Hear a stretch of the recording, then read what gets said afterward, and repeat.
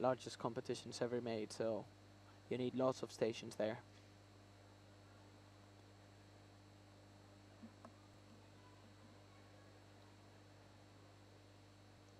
What I find quite interesting is that when Euros was first announced, they only had 4 stages, and I think a competitive limit of 1,000 or 1,200. They then managed to squeeze in another few hundred people and add an extra stage, and that's how we ended up with the 5 stages we've got right now. Yeah.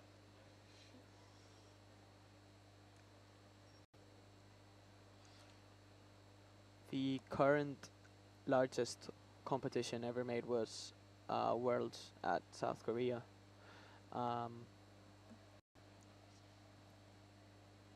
It was 1,180 something competitors, Wow.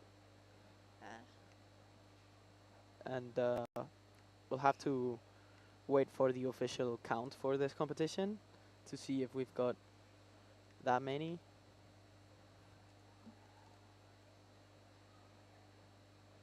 Let's have a quick check to see how many people have registered.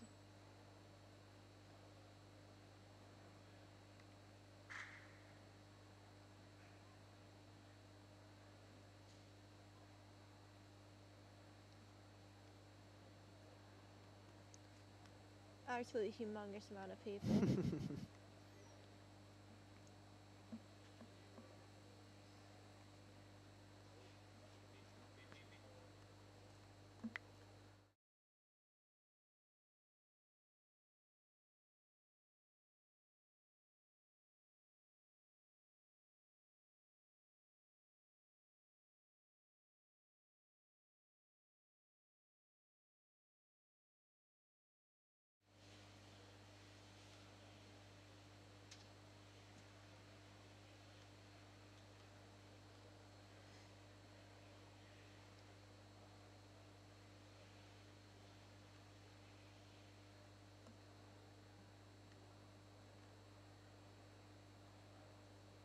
Just finishing up the last few solves of 6x6 Group 3.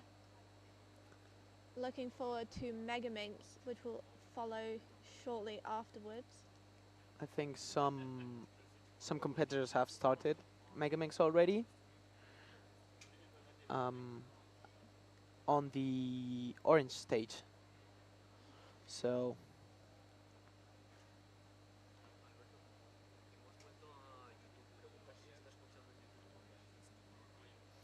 okay, so I've been told that we're back on stream on YouTube. So if anybody's watching there, just let us know. Hi YouTube.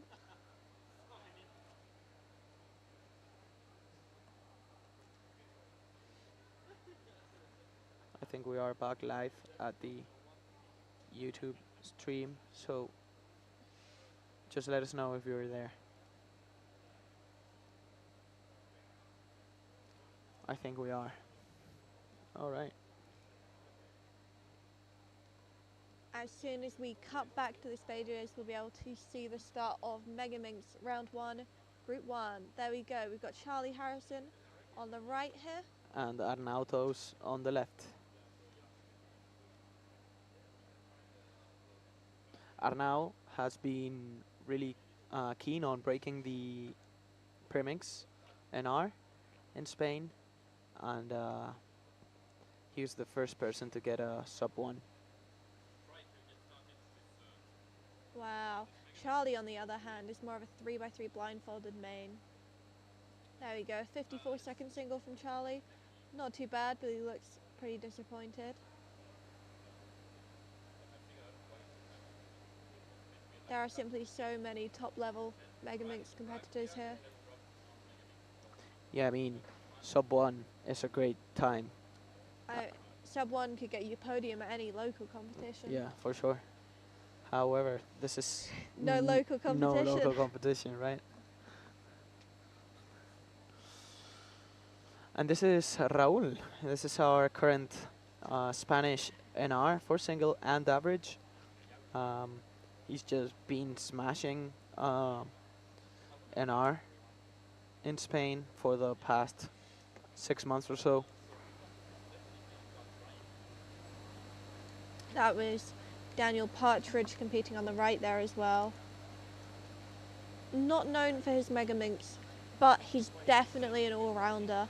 In fact, I think he's got summer ranks national record for the UK. So he's part of that. Not a bad mega minxer at all.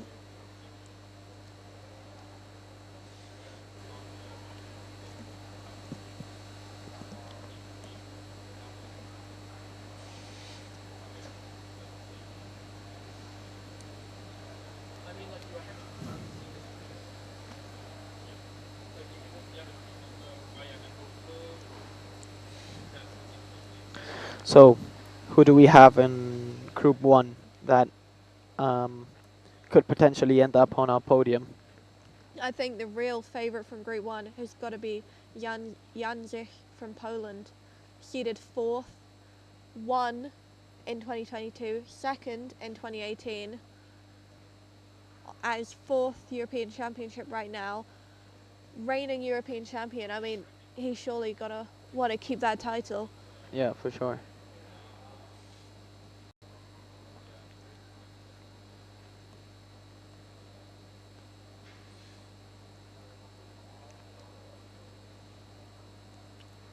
We've also got Timo Gundhardt from Switzerland, seeded 6th.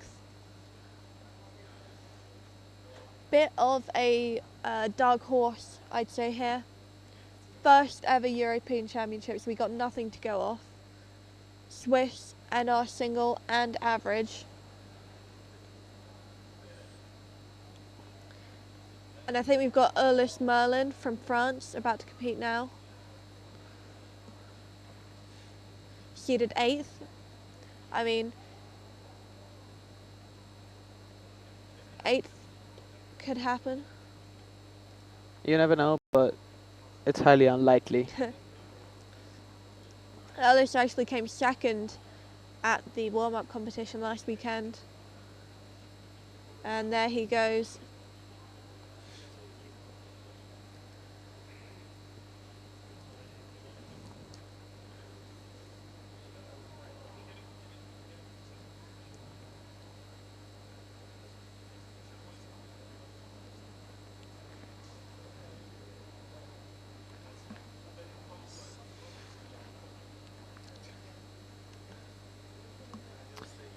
Somebody in the chat said that he's seated 8th, but his PR average is not that great for him. So Wow. if he can manage to get his PR average, he might be up there. Yeah, because his PR average at the minute is 35.14. I'm not sure what time he just got then. But if his PR average isn't great for him and he keeps bottling it at local competitions, I don't know how he'll fare with the nerves of a European Championship final. We can see Raul here on the left. He's doing quite well, actually. I think he's on last layer now, and he's on low 30s. His Megaminx single right now is 31. Yep. He got a 36 there. That could place him on track for PR average though. And a PR average for him would be national record for Spain. Yep. He's been great at solving Megaminx lately for the last maybe 6 months or so. He's had like 10 NRs.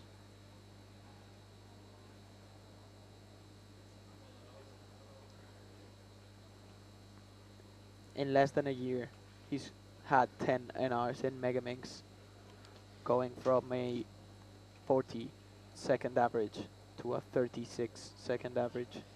We've got Tommy Cherry competing now from the United States of America. Absolutely not known for his Megaminx skills, but it seems they're nothing to laugh at if you look at that speed.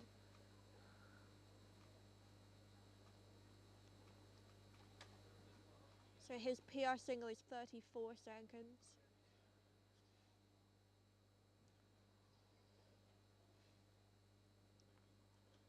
mean, he's well known for his blind skills, but um, in the end, he's a very good all-rounder cuber. Definitely.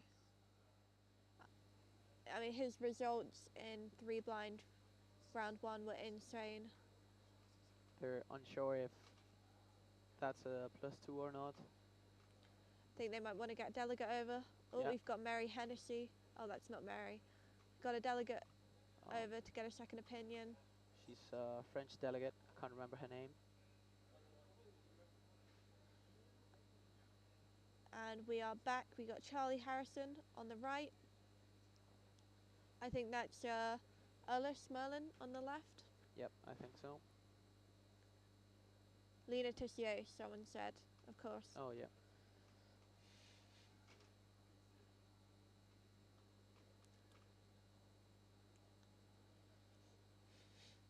I just love this camera angle. You can see exactly what the cuber is seeing.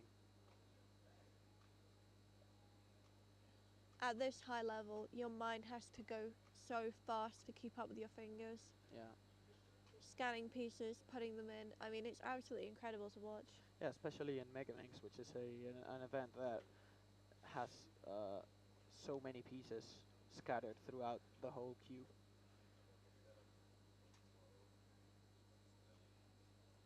There he goes, 2 thumbs up. Seems he's pretty happy with that solve.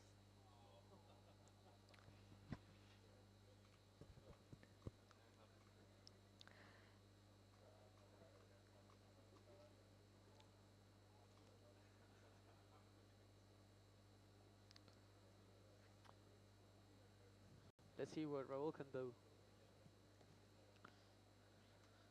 Can't remember his first solve, but his second one was a36. So he was on his way to Spanish average national record.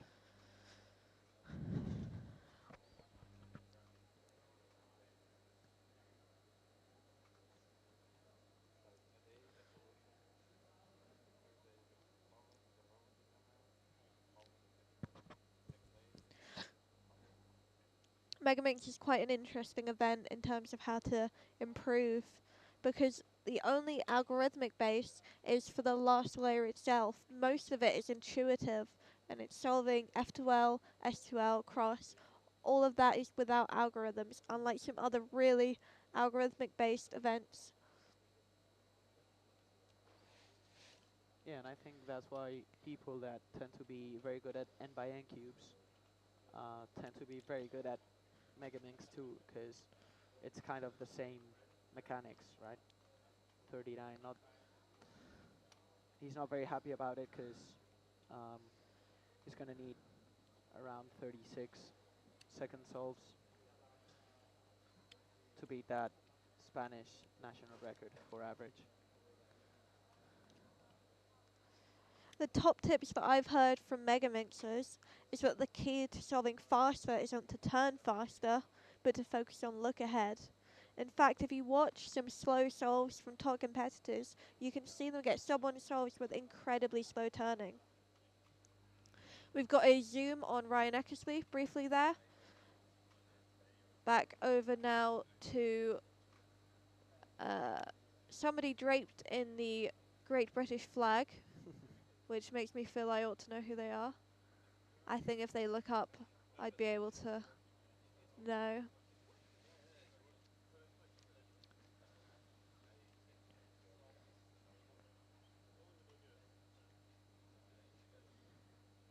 I think that'll be Alex Pennington or Thomas Patterson. It's hard to see with their head down.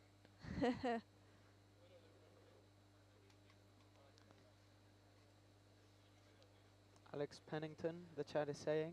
I'm not sure Alex Pennington is actually here. I think it might actually be Thomas Patterson. Apparently it is Alex. Apologies, Alex Pennington, if you're watching this. You just have very floppy hair. There we go. Back to Erlis from France with another very French judge. Somebody in the chat that has the word mega in it says that having fast turning is not that necessary since you mostly need efficiency and look ahead, and you don't have to do high TPS to do both. I think Earlis over there just left his judge's fist bump hanging.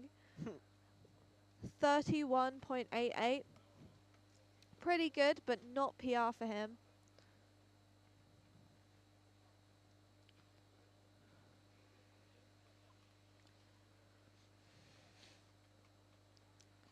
Charlie Harrison again on the right.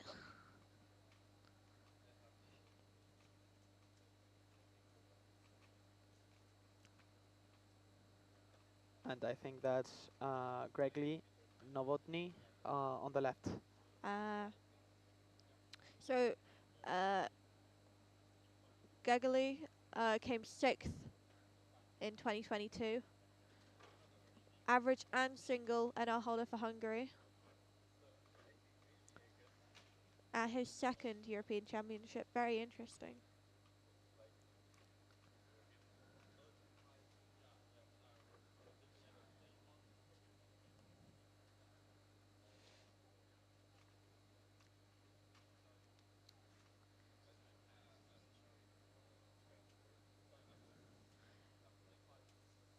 We've got multiple different angles on screen right now. Different reactions to solves all going on at once.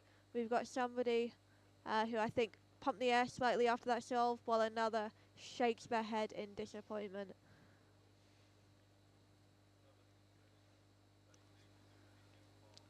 One minute 02 from Charlie.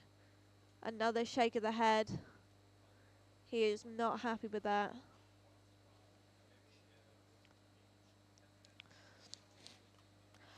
Earlis will be one to watch out for. His 30.56 PR single was only from last weekend, so it's still fresh. There's still more to see of him, I'm sure. Here he goes again.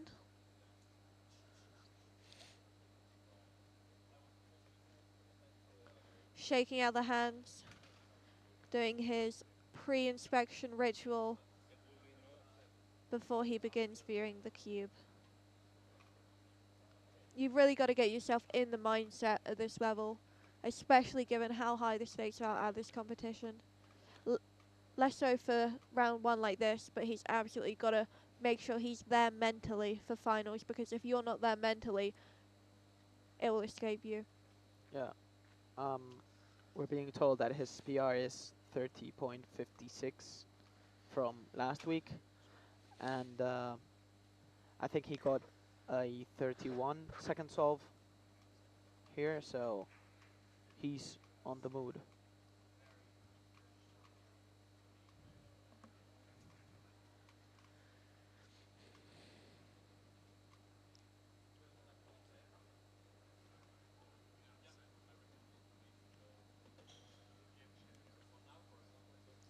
What's quite interesting is although he is seeded 8th, he does not have NR single or average. We'll have to see who holds that.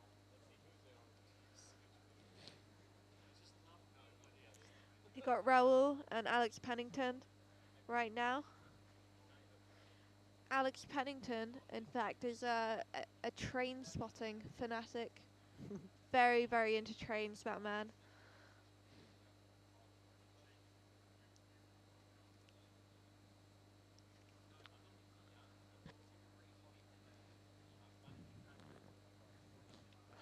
Raul has an opportunity to beat his NR, so he might be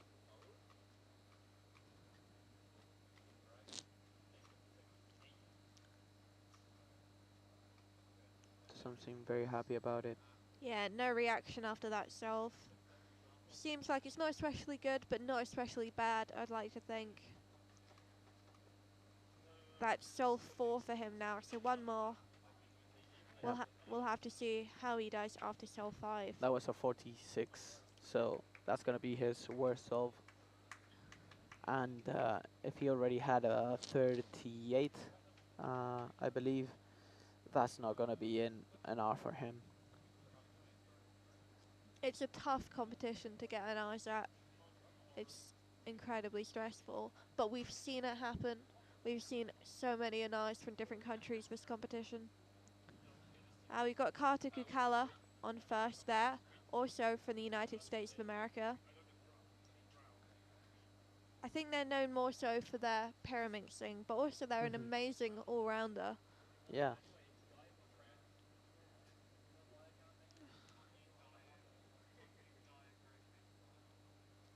Seeded 59th, not bad for them.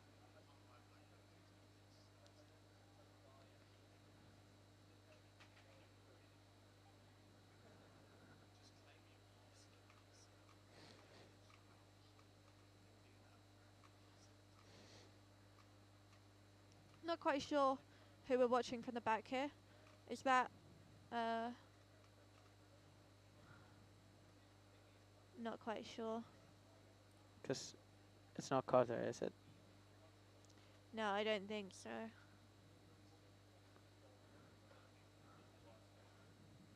Whoever they are, they've got that hair in the way of their face. Yeah. This is Adrian from Spain, NR2, great Megaminx solver. I don't think he has had a Megaminx NR. No, he has not. However, he's a very good Megaminx solver. He's had a 31 second single and a 38 average in Megaminx, so great solver. Wow, and he's at his first European Championships this year in his home country, home turf. Maybe this will be where he seizes his first Spanish national record. Yeah, Ariane is one of those competitors that... There he goes, 34.72. He seems incredibly happy about that. I'm not sure if that seals Spanish national record for him or not. I'm not sure because I don't know what the other solves are. But if he has been able to maintain that 34 all over his solves, that certainly will be. That massive reaction from Ariane, I think, suggests potentially a national record for him. Somebody asked, what group is Aiden in? Aiden is in group 3. We've also got Timofey Sarienka in group 2.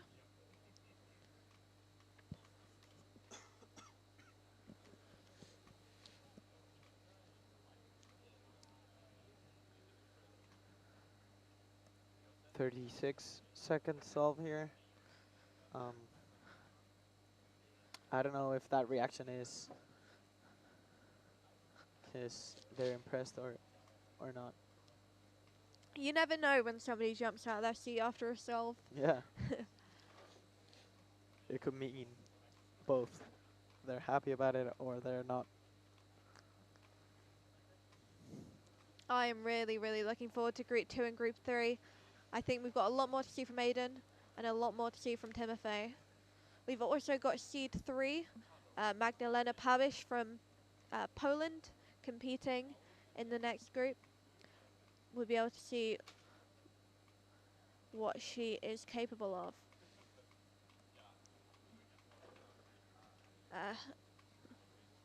Another solve from Raul right now. Yeah, I think this is his last solve. Don't think he'll be able to get an NR in Megaminx, but he'll move on to the next round for sure, and let's hope he can get a better average. A 1:10 from Ryan Eckersley in the back there. Not too shabby.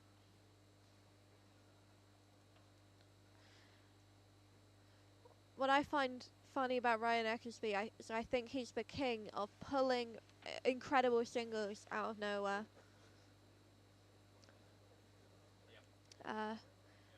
For instance, his FMC PR single is a 26 with only a 36.67 mean. So luck is definitely on Ryan's side. Do you think that can be trained to get very lucky or very good single solves? I mean, it's why they say getting lucky isn't a crime. Yeah.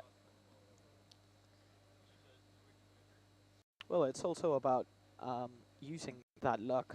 You might get a lucky scramble, but if you cannot manage your nerves I when you see that, you can always screw it up. That's a very good point, actually.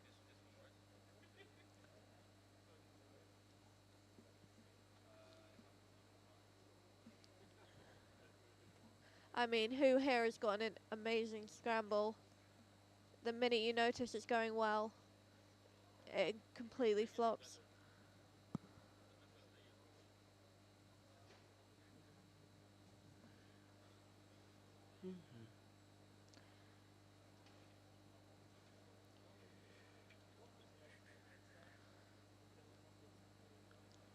Have you talked already about mega solving? Like, What do you mean? as in like techniques used by competitors, what's being meta right now? Well, I think not that deep. We've talked about well, doing your cross or star, Yep, doing F2L, S2L, yep, yeah, yeah, and learning last layer yep, algorithms. yeah, yeah, yeah. What has been interesting in the past few years is that usually in S2L, people went counterclockwise with their order. And now since LML from Argentina has come up, a lot of people are switching, going clockwise. Wow. Of course, it's easy if like you can rotate clockwise or you can move clockwise, but as we're seeing a shift in meta, so it's fun to see.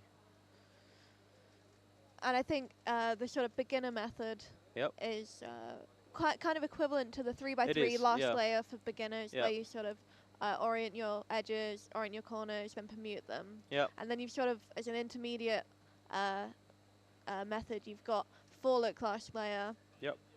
And then at the high level, you've got 2-look last layer, where you learn full OLL and full PLL. Yep.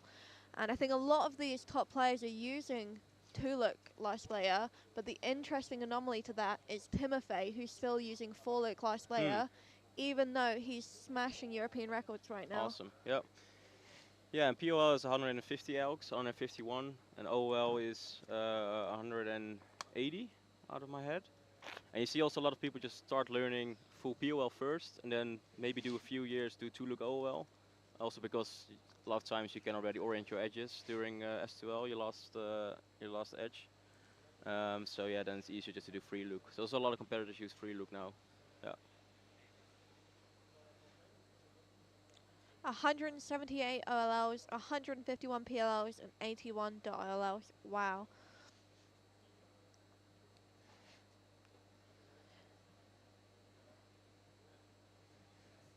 I've never seen anybody film themselves from that angle with a phone. Hmm. I think they're getting a better angle than our overhead cameras Yeah. would. Yeah. I think a GoPro is it's more used. Yeah. So I think we're finishing off Group 1 for Megaminx. Probably getting the last solves in. We're waiting for the data entry team to start posting the results.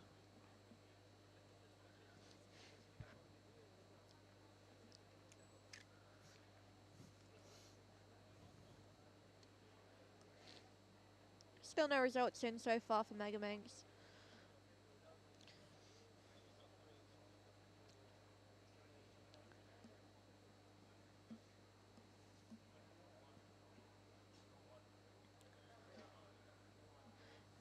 So for this round, do you think Timofey or Aiden is going to clutch Seed 1? Who has the most big comp experience? I think they're both at their first European First Championship. European. Ooh. Yeah. Seeing how they deal with nerves then. That will be fun. Kevin Gerhardt solving. I think he's second group already. Yep, they actually Aiden was at the European Championships last year. He didn't get a podium. He didn't actually make finals last year, but he seeded second. he was seeded first up until last weekend when Timofey took the European average off of him, which he had held since November last year. Oh.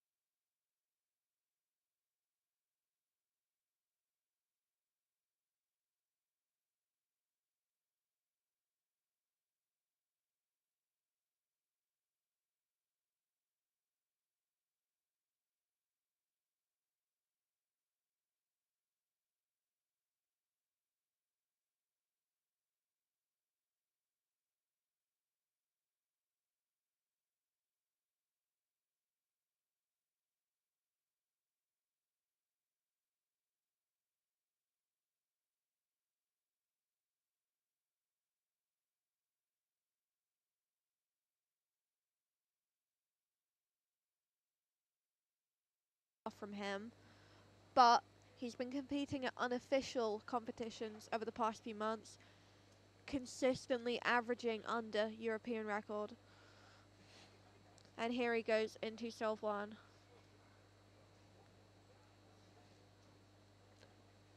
Incredibly fast. He's now on F2L, first color. S2L, I mean. And he is a counterclockwise turner, right? Yeah, yeah. Yeah, it goes from right to left.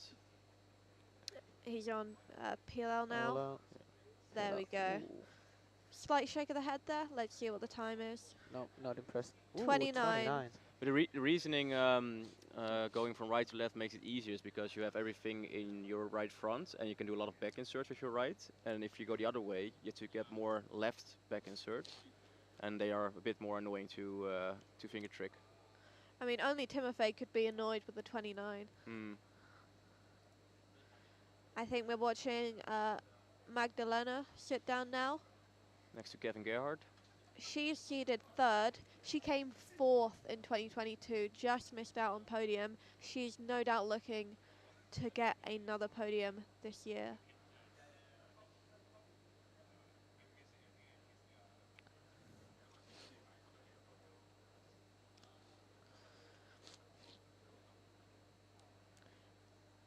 Kevin as well here, second in the European Championships in 2022. Just 2 years ago, already only seeded ninth. Really goes to show just how much the competition has improved since then. Not very impressed about that time. 40, I think. Yeah. And A 40 is not great for Kevin, especially with a PR average of 35. let's see what Magdalena can do.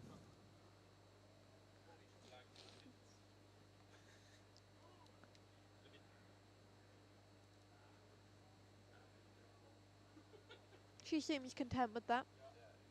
32.56. Well, her average is at 31.21, so that should work if she can get a couple of solves below the 30s. We got Blake Thompson and Alvin Rolfs competing now. Alvin's got a PR average of 45, PR single of 39. He's definitely not in his main event right now. Seeded just 56th. A change from his really, really high seedings in other events. Blake Thompson to the left, WCA board member and delegate from Washington, D.C. in the United States.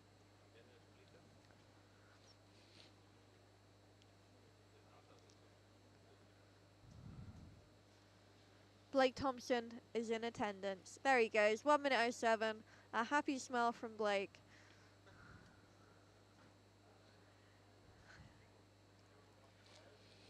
I also see a question like about Kevin's two-look POL, and I saw him doing a 7-mover, and then he did a long corner elk, so probably got an X case, which are the most difficult to recognize on Mega POL, because they don't have any blocks or headlights. I respect Timofey.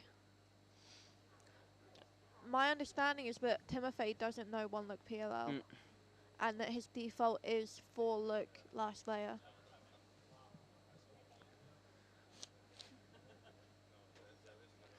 It seems he makes up for the algorithms he doesn't know with his sheer speed and recognition. Imagine how low he can get if he starts learning all those algs. In the last 2 or 3 sets from Mega POL are very difficult to learn, especially recognition, getting it down, and there's some debate about if 2-look is even faster than 1-look, because it's just so difficult to recognize. He's on S2L. He just turns so fast. I can't even recognize the pieces.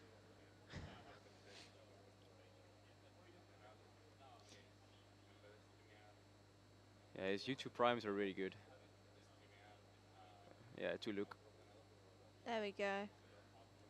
Seems happy about it. Well, not that much. 31? 31. Yep. He's going to need that not to count if he wants another European average record.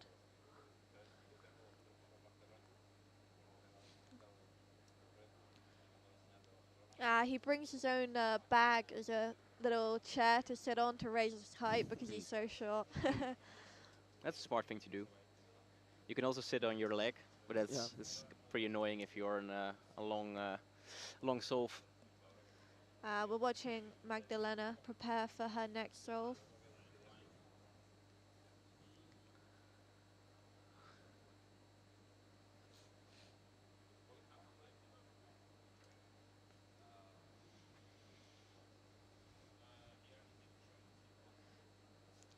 There she goes, inspecting.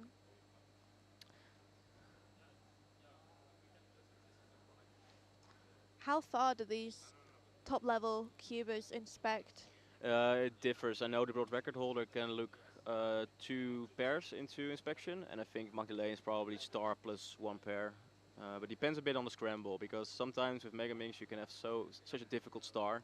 It takes so many moves to solve that they just make a memory of where some pieces are on the Minks.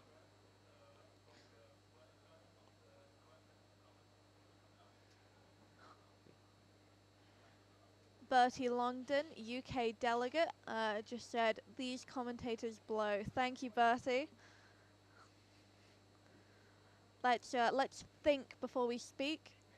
Is it thoughtful? Is it honest? Is it nice? Is it kind? Some things to reflect on, Bertie.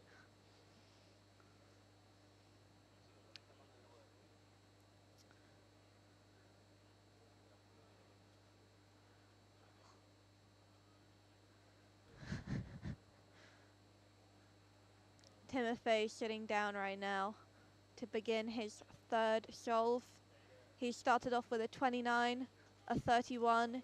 He needs to not count that 31 if he wants another European record average this round.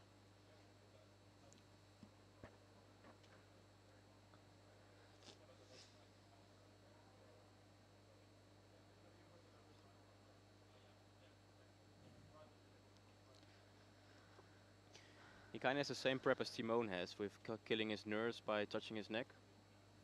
Yeah. Here he goes, beginning inspection.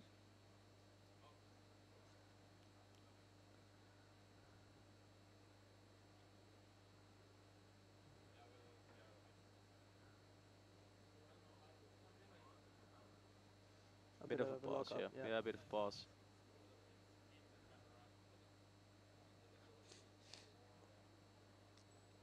I'm not quite sure how old he is. I would guess 12. Wow, that incredibly fast turning. Look at that. Onto PLL. Yeah.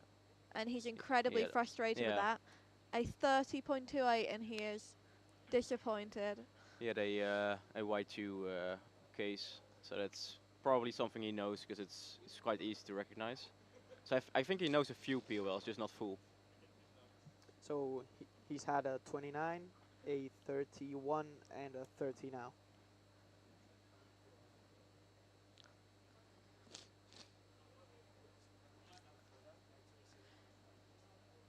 A couple more good solves and he could clutch European average, but it's looking unlikely at this point.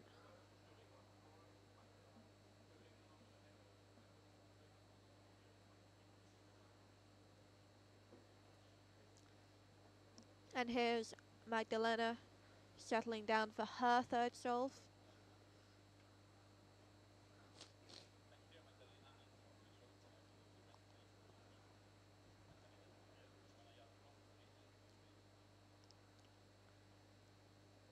She's about to start. Quite a long star, right? She's taking a. Yeah, it might be that that she also preserves a few pieces.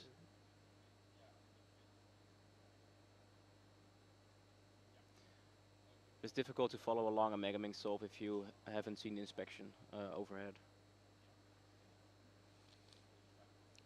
As you can see, she goes to the right with her S2L. So it's different from other competitors or what's considered meta.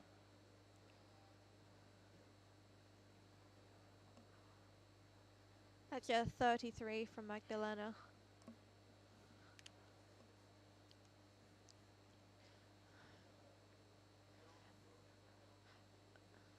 Twitch chat, who do you think is going to win round one? Aiden, Timothy, maybe someone else? Let us know.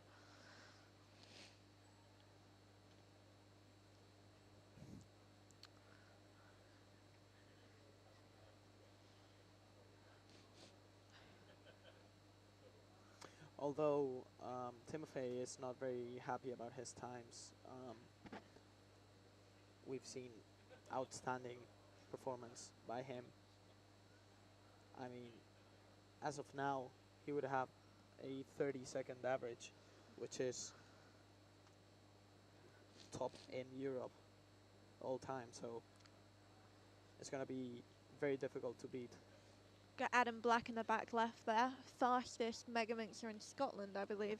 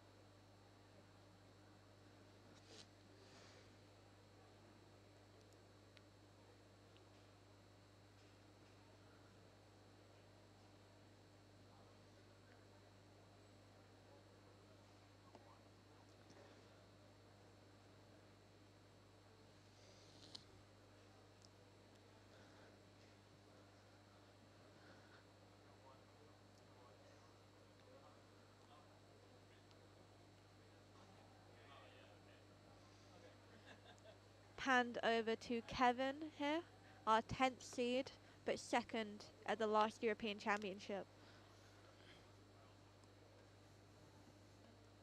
He's a really under the table solver. Yeah, I'm quite a distance away from the table. Yep.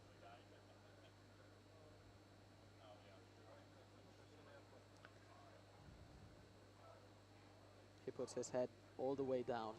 Um, his his chin pretty much touches his chest. Looks like he got an S case. So we heard from the chat that Aiden just got a 26.85 unofficial average of 12. Wow. Timothy going fast again. So, chat is confirming that Ariane got the Spanish in R. Amazing. First time he beats an R. Timothy not happy with his result. Yeah. He looks incredibly frustrated with that 32.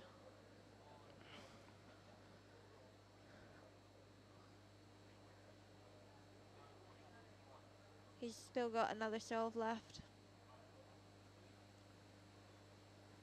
Back over to Magdalena. Given it seems that Timofey feels he isn't performing at his best right now, I wonder if that means Aiden will come in next group, take the first seed going into round 2. Well, you never know. Those times by Timofey are outstanding, so it's gonna be hard to beat it. It all depends on his fifth solve. Because as of now, he has a 30, a counting 30, and a counting 31.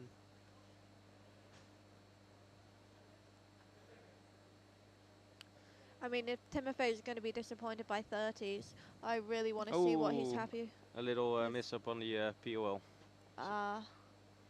38.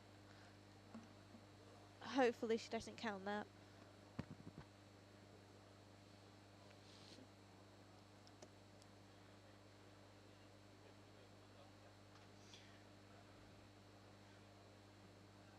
So many Megamix POLs are 2-gen, so it's so easy to get confused, especially when you have some nerfs.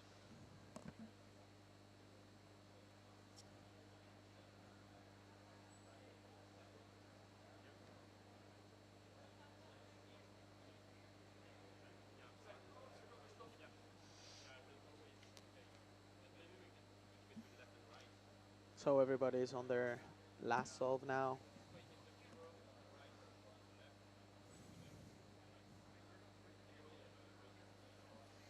At least on the green stage.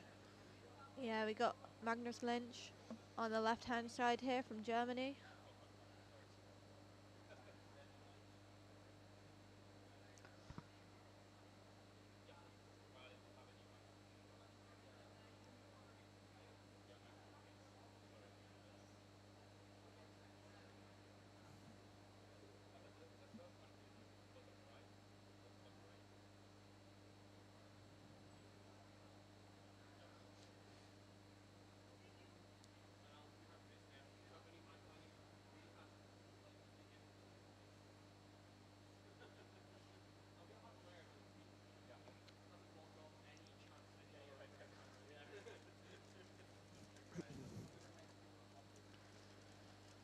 I can't see who this person on the right is with that hat.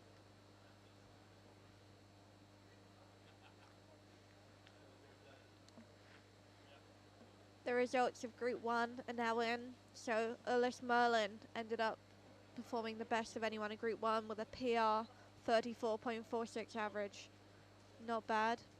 Beating Jan Zich from Poland, who was the winner in 2022 and is our reigning European champion. That average by Ulyss is second in France. And here we go, Timofey sitting down, ready for his 5th solve. This will likely determine which seed he gets placed in going into round 2 of Megamix.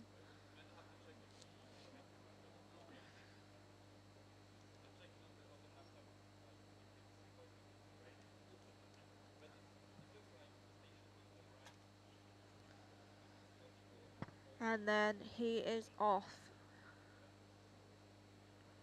Star looks pretty long.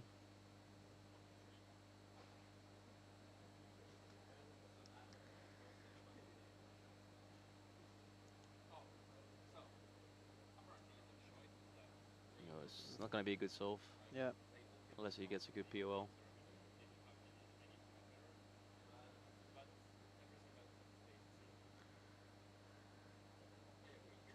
And lost.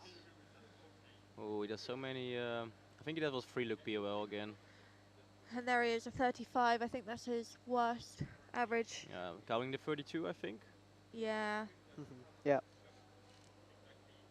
So that's him getting WPA, worst possible average. He looks pretty gutted with that performance. He will have to try again next round.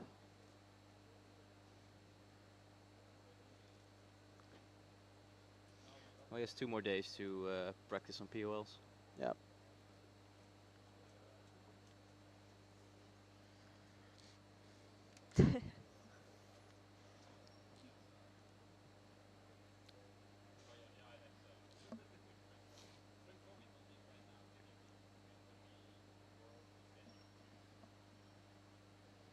Fabian from Germany in the front there, looking pretty disappointed with whatever result he got.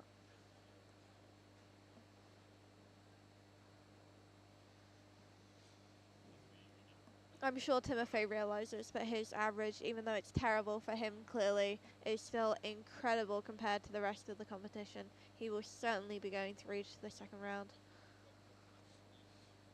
Jason Harley in bottom right there, from the UK, social media manager of the UK Cube Association.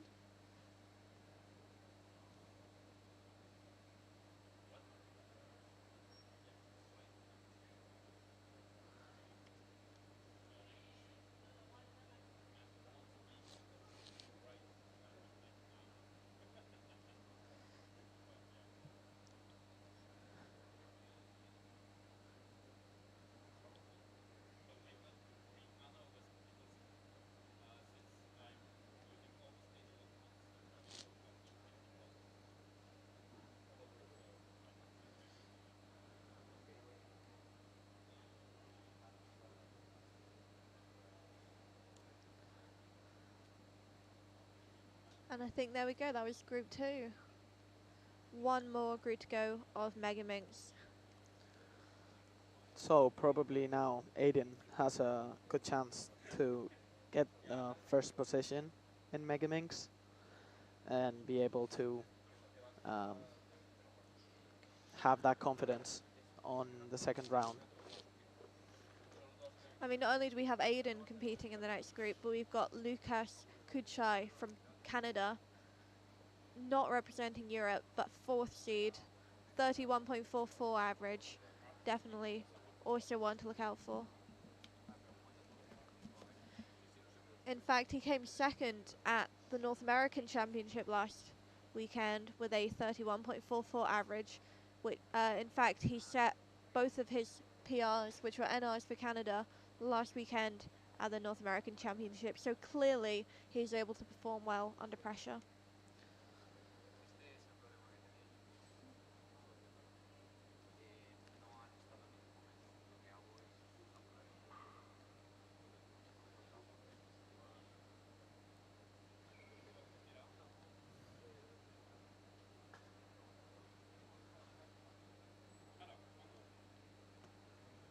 It's also cool will be to see after the third group what the probably calculate a bit what the cutoff will be for finals for Mega Minx. Do you reckon it's going to be sub 40? I would definitely think sub 40. I mean, it could potentially even be something like 38.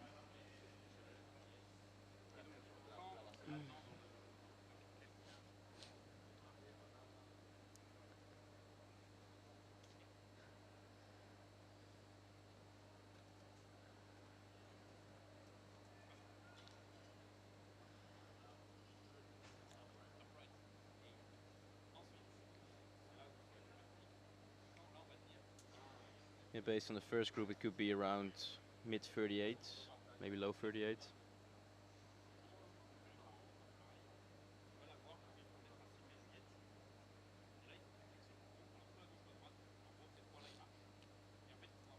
It's always the green stage that finishes first because those competitors are simply so fast, and it's these orange, blue, green, yellow stages that lag behind.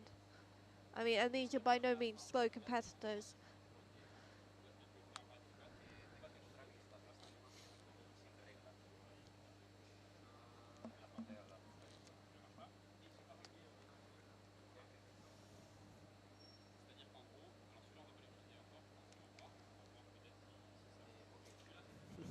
Somebody is asking if we'll be able to see them if they wave behind the curtain on the scrambling station. Try. Alianta, Aiden is indeed in Group 3.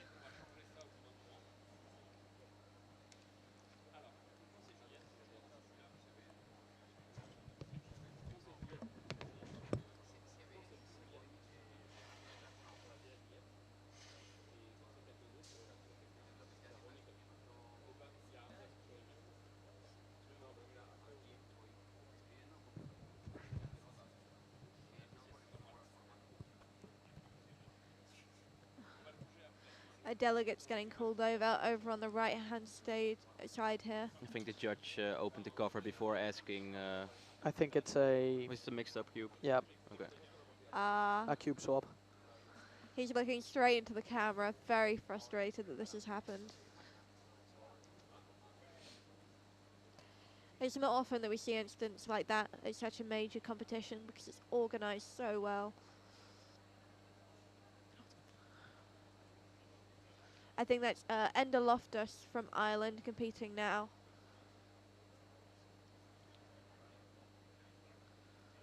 Seeded 50th for Europe, 44.71 PR, average 38.28 PR single. Not on track for either, by the looks of it. It's not Ender. Apologies for that one.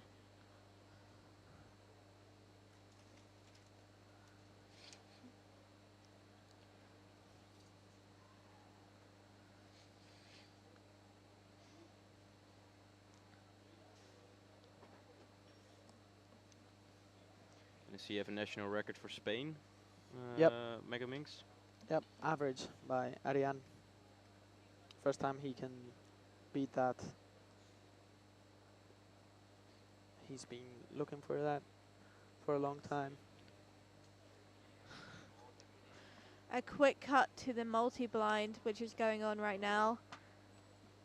I can see in the front we've got Jay Sloan on the left, Willem Klooster on the right.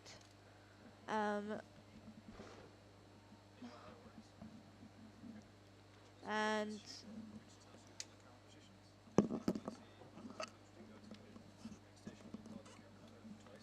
yeah, I think that will be Krzysztof Boba.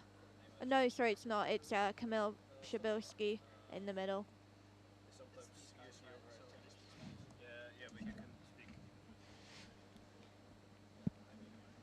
Oh, it's not Jay.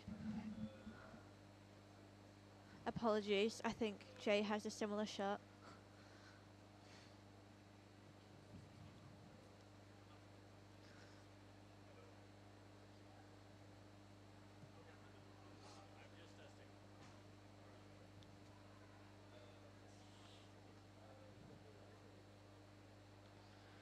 I'm not quite sure where Krzysztof is right now. We don't have a mobile camera.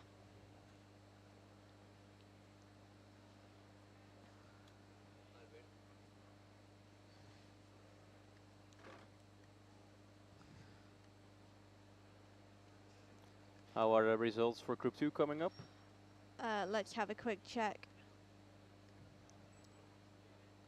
Timofey's average is now in. It looks like he got a 31.44 average. He was most definitely not happy about that. I just managed to not get a sub 40 average. I see 40.01.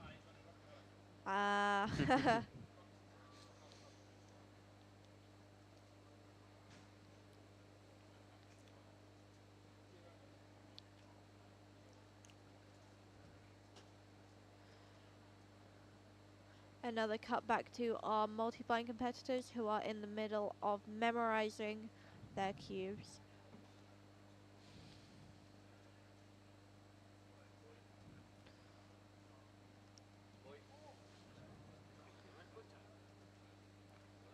It's interesting to see different people's memorization approaches and how they want to block out the cubes they want to do at once. I think a lot of these people want to do blocks of 8.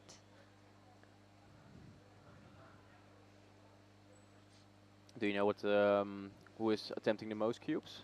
I'm not sure actually. Krzysztof is seeded number 1, so he'll definitely be one to look out for. In the middle there we had Kamil Przybylski from Poland, seeded 2nd. So Krzysztof won Euros in 2022, Kamil won it in 2018. So it'll be between those two, I think, for the first place this year. But we also had the wildcard Ezra, who came 2nd at Worlds, but hasn't actually attended a European Championship before.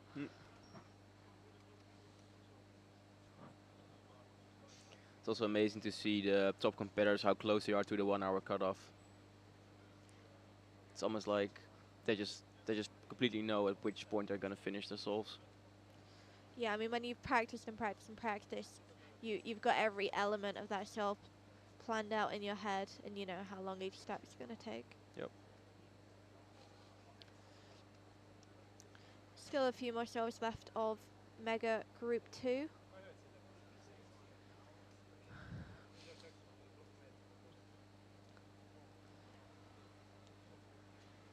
I think everybody's really looking forward to Group 3 though, because this is where we'll see whether Aiden or Timothy come away with the first seed going into round 2. It also has been cool to see that Henry from Germany has been practicing last year, and I think he got down from like 43 average to 34 in a year. It's amazing progress to see. I mean, Henry's already got 2 4th places at European Championships in 2018 and 2016. Yep. So he is certainly going to be looking to claim his first Mega Minx podium if he can. He actually held the Mega Minx European record single from May 2017 until March 2018. And I think he got a low, I think 29, is that correct, for the European records back then? Yeah, his present PR single is 29.29. Yeah, Henry Gerber is, he has a lot of talent, and I think during COVID, while a lot of cubers practiced way more, I think he practiced a bit less because of studies, and now he seems to be back. I've also heard from Patrick when I talked to him during lunch that he's not competing in Mega. Do you know how come? Too much events, basically. Yeah. He wants to focus. We can see in the back there in the red shirt, we've got Daniel Valin, that I always find is very interesting in his memorization approach, because he's very physical in the way he memorizes the cube, compared to the people at the front who seem quite sort of fluid and gentle in their movements. There we go, and we are starting off Mega Minx Group 3. Aiden Granger on the right hand side of the screen right now, preparing for his first solve. Juliet Sebastian solving on the other side.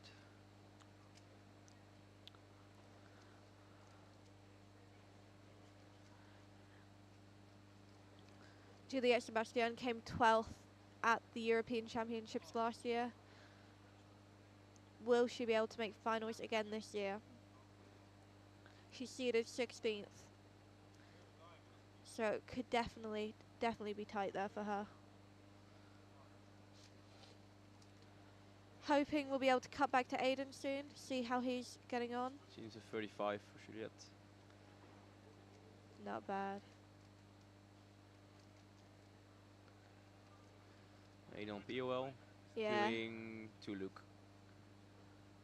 Oh, POL's not that great. Let's see what the time is, but I think it will be not that great since he took a lot of seconds for POL.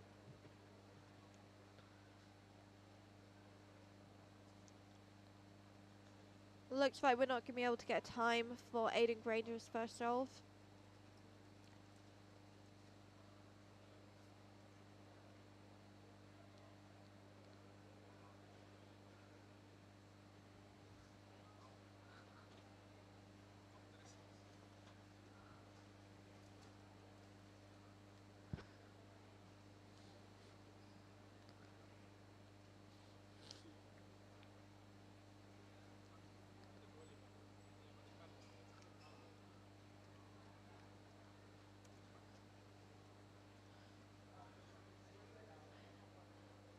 Apparently he got a 35 Aiden on that first solve, which in fact is about the same time as Timofey's slowest solve in his last average.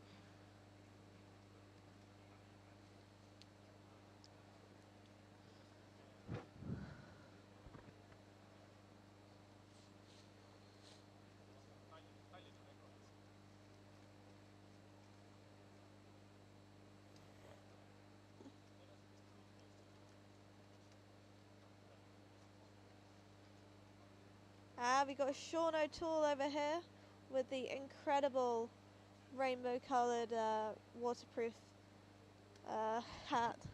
Thingy. Yeah. It's like an umbrella. Is it because he wants to block our overhead camera?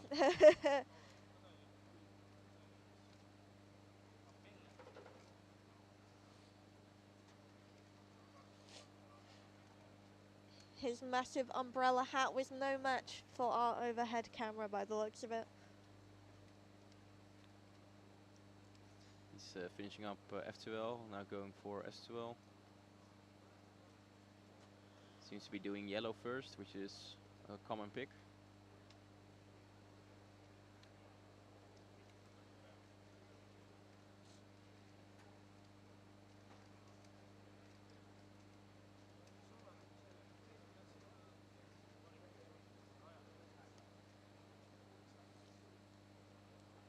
I see Sean's massive umbrella hat is covering up the cube of the person behind him. Luckily we have more angles.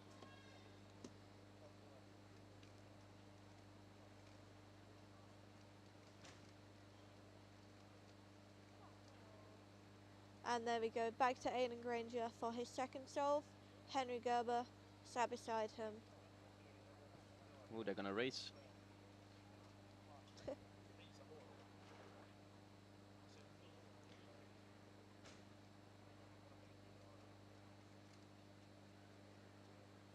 And Aiden is off.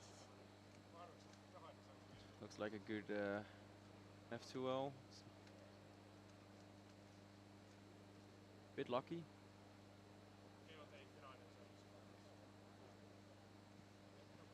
As you can see, Aiden goes left in his S2L.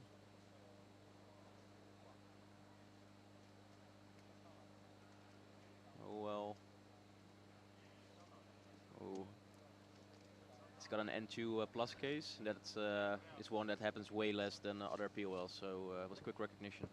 A 29.85 from Aiden. Not too shabby by any means. Henry for 37 is probably not too happy with it.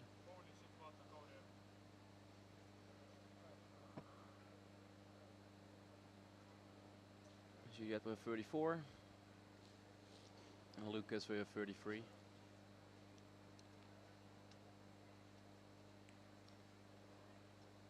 It's amazing to see all the competitors who were at the North American Championships back in Pennsylvania last weekend traveling back over to here in Pamplona to be here at the European Championships. Yeah, some intense weeks for those people. Especially given the flight delays. Yep. I imagine they're both jet lagged and haven't had much sleep.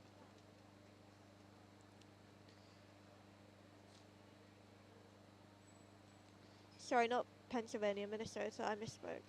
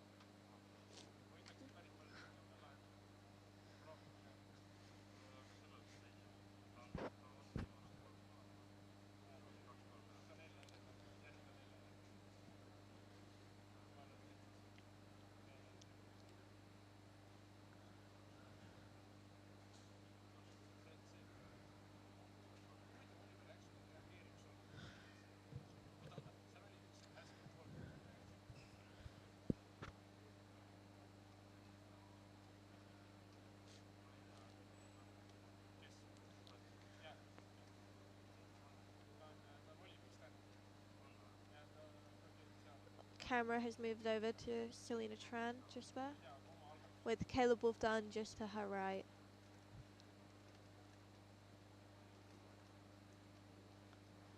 Wearing the Korean staff shirt. And there we go, back to Sean O'Toole with his humongous umbrella hat now taken off. We've not seen much from Prabhav yet. The 13th seed from India competing on the green stage, but we are now back to Aidan Granger. Finishing F2L now.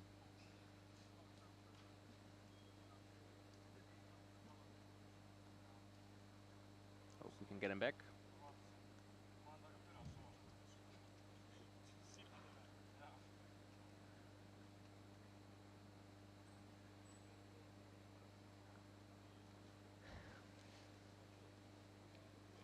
So most of our top competitors are based on the green stage, so the camera is focusing on that stage where our top competitors are. Aidan has just left. I wasn't quite able to catch his time.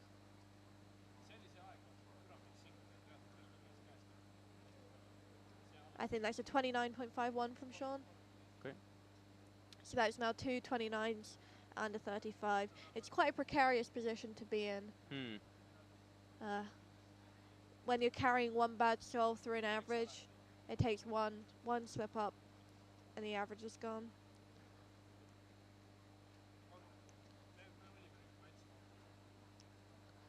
I'm not quite sure what happened with Aidan's last solve there. I saw it said 29 afterwards.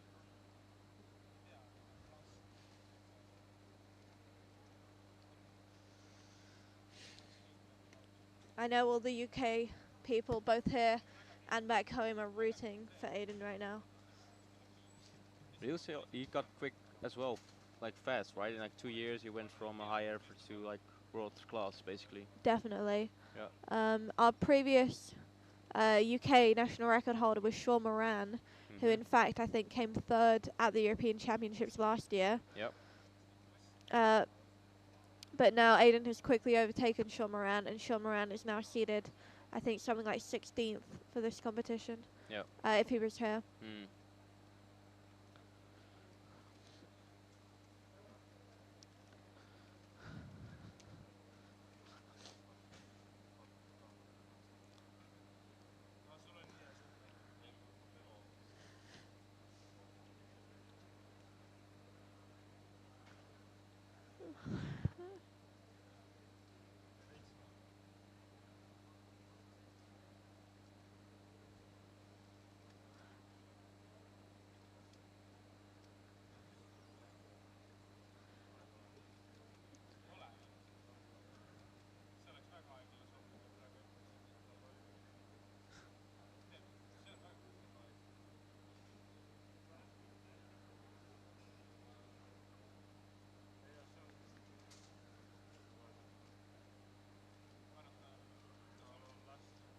Seems like a nice red, blue, white bar on the scramble.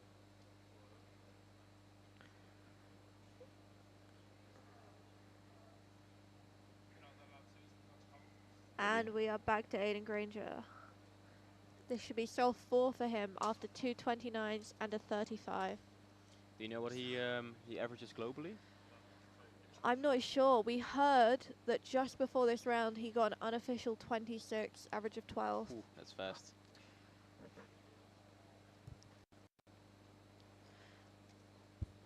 His PR single is only at 26.67.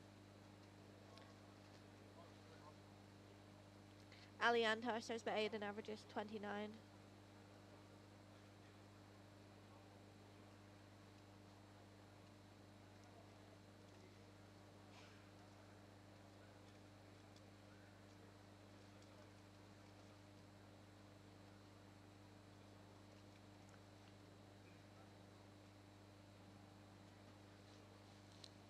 That's a good last layer. And Ooh, a +2. +2. That's too bad. One move off. It didn't look sub 30, but maybe.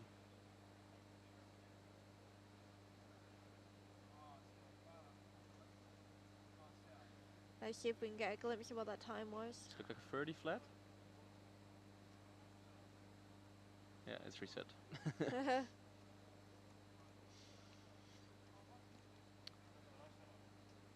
I imagine we'll get another shot at the multi-blind once the competitors are executing the cubes.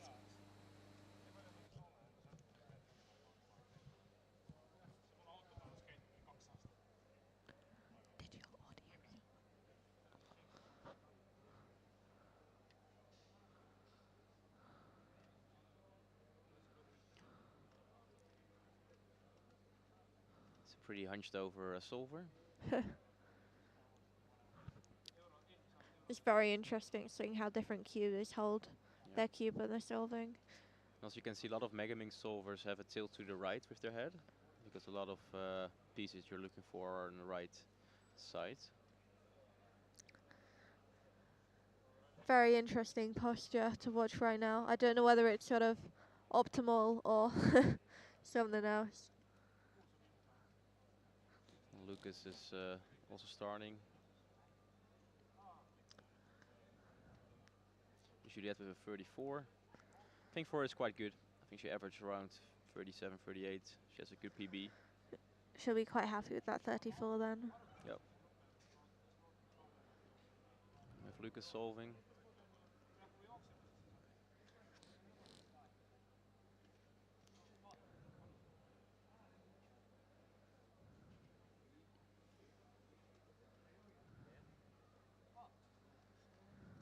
And that's Aiden Granger walking behind him.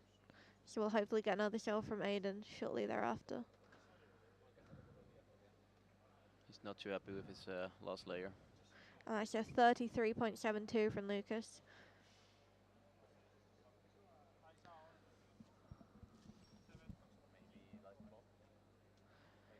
Aiden Granger. Here he goes. So what's he had so far? 229s, a 31, sorry, a 35, and we're thinking a 30. So definitely ER average out of the question now. But will he be able to take seed 1 going into round 2? Nice overhead view again.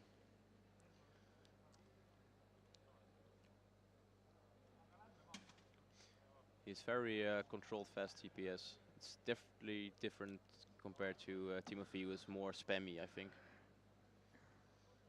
And both solving styles seem to work because they get good times. A sub 30 single here will guarantee him a sub 30 average.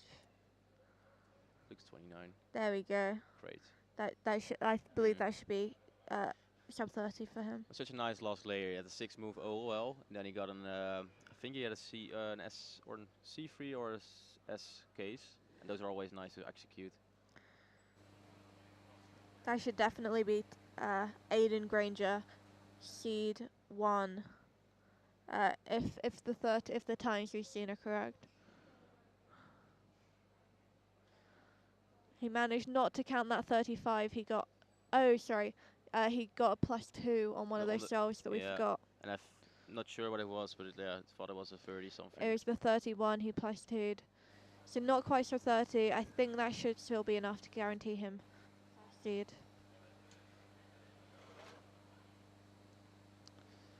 Juliet starting up again, inspecting. In the right top of the screen.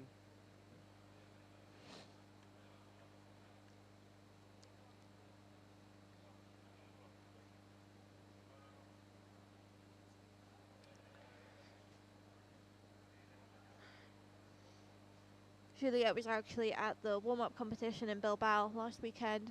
She managed to come 5th there. Told me Cherry with some fans and Timothy. I think this is the autograph signing.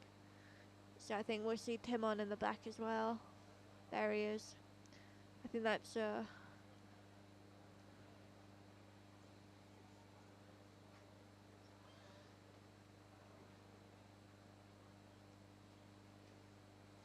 yeah, Timon Kolshinsky there, Anthony Patarakis in the back, and then we've also got Carolina Guidetti and Delphine Tran.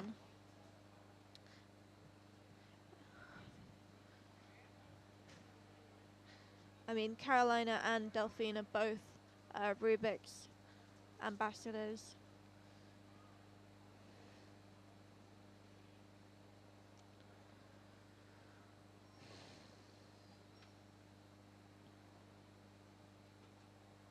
Anthony is also signing some shirts. Got the 2x2 European record last week. Absolutely incredible. The first ever European sub 1 2x2 average. Yep.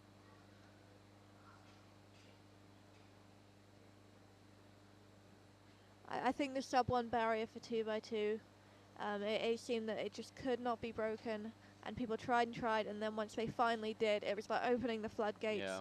and now it seems most sub 1s left, right, and centre. Almost like it, yeah, it really made the barrier, the mental barrier, gone. It's the same, I think, with like when Yiheng started performing really well last year in 3x3. Also, you saw a lot of competitors immediately dropping open 5 seconds of their average.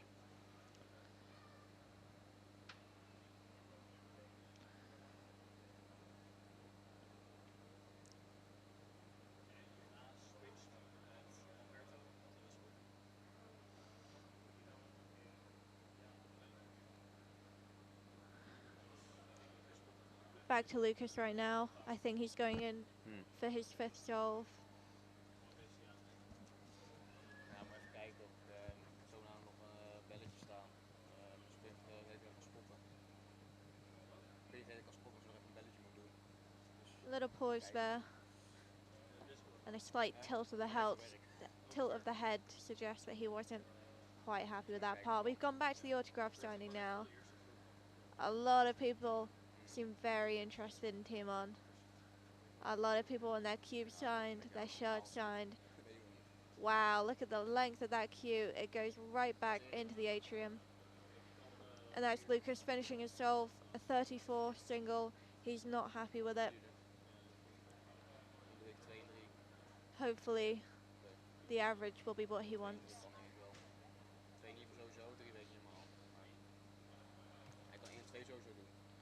Yep, that's Aiden Granger's results are now in WCA Live, 30.79. Beating Timofey, who got a 31.44, securing him top seed for round 2, Aiden Granger. And we're back to Sean O'Toole.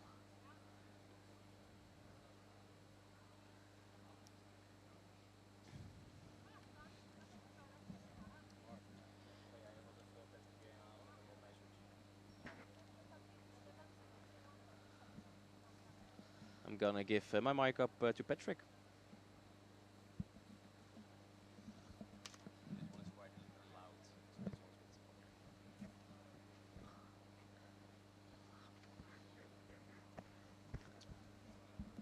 Hello and welcome, Patrick Ponce. Hi. How have you been? I'm doing good. How are you? Yeah, good, good. How was Megminx? Mega Minx was really exciting, actually. I think a lot of people thought Timofey would end up stealing top seed, but Aiden Granger actually ended up taking it. Nice. What were the times? So Aiden Granger got a 30.79 average, Timofey a 31.44. Still a few more results to come in, but right now it's looking like Magdalena, seed 3, 33.24 average. All right. Oh, yeah, quite fast.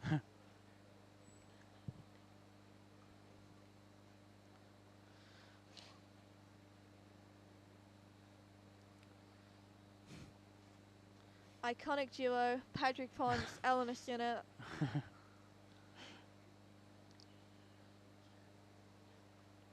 And looks like we have some multi-blind being casted as well.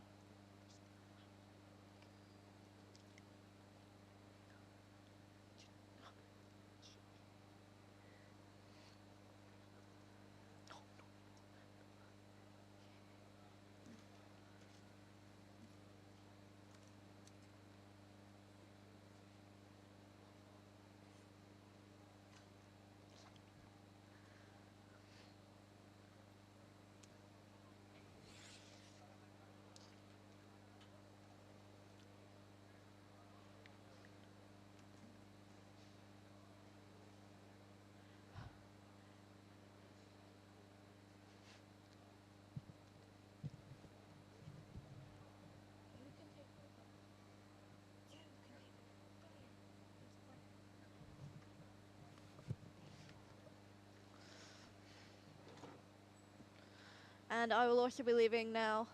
leaving you in the capable hands of my fellow countryman, Oliver Wheat.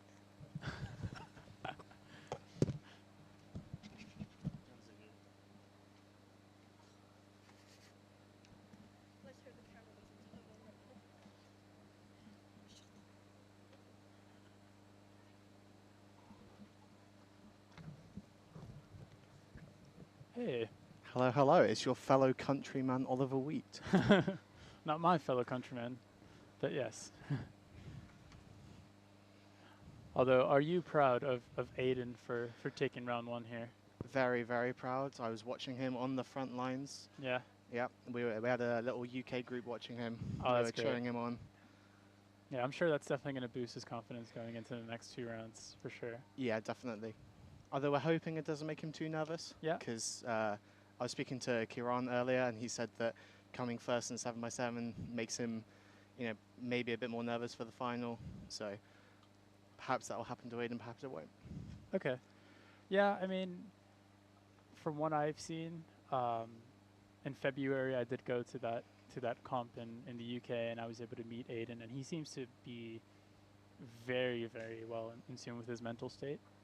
And yeah, I'm sure he's put in a ton of work to get here and Oh, for kind sure. of prove himself. Because I don't think he was at the last Euros, was he? I think he was, but he wasn't quite at the level that he is now. Okay. Yeah. And he also missed the last UK Championships. So he's never actually had a huge final to prove himself in. So I Right. think we'll see whether he's able to hold the pressure or not. Okay. Yeah, I'm sure he'll do quite well. Even just getting a decent result in one of the rounds is a great feat. So up next we have got Clock, and it might be a bit hard to follow which of the top players are in each group of Clock because there was a bit of a scheduling issue.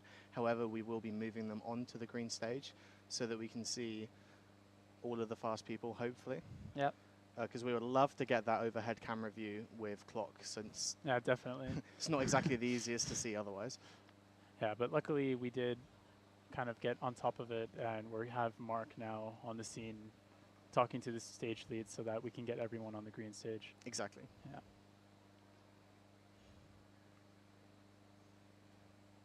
So in Group 1, hopefully we will be seeing Anders Baukauen from Norway, who is the 3rd seed in overall.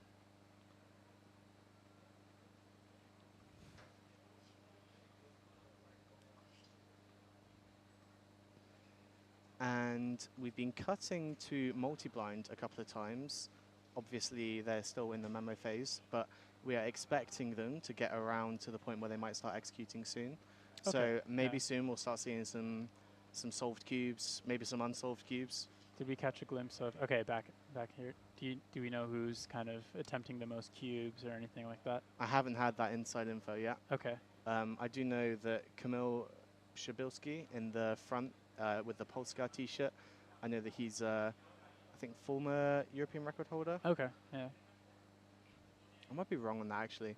I know that he was supposed to be Mascow's legendary 41 out of 41 and corner twisted out of it. Oh, okay. Yeah, I think I'm very familiar with that. So One of the sadder videos. that was very Cubing. sad, yeah.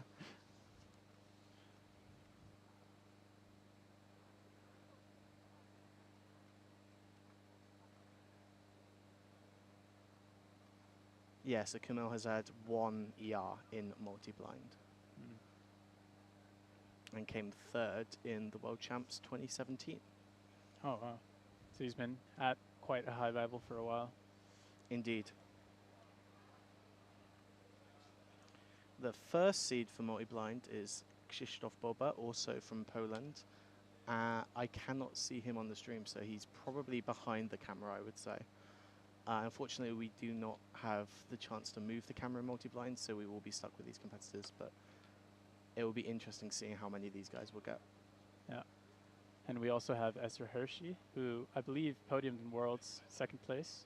Yep, that's so correct. yeah, I'm sure he's also trying for European champion. And here, just looking at the feed, I see Daniel Volin in the back there with the red shirt. With the crazy memo. Yeah. Eccentric memo. Yeah. He's very expressive. I judged an entire multi-attempt of his last weekend, only for him to get 2 points. Oh, that's unfortunate. Waste of my time.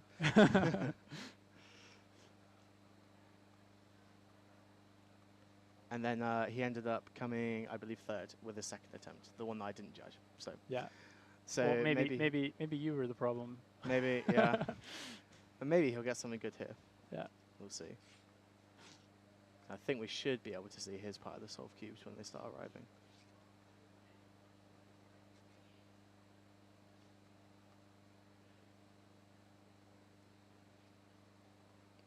And pretty sure most people have put down their clocks for group 1 or something, because Minks has been over for a few minutes now. So we should start soon with clock round 1. Very excited for that. We have been running slightly ahead of schedule in a few points of the day, so we have been having a little bit of buffer time to allow the competition to catch up. So if there's ever some dead time in the stream, or if we're showing things like this with a multi-blind, it might just be because we're having a little break just to catch up on time. Oh, okay. Yeah.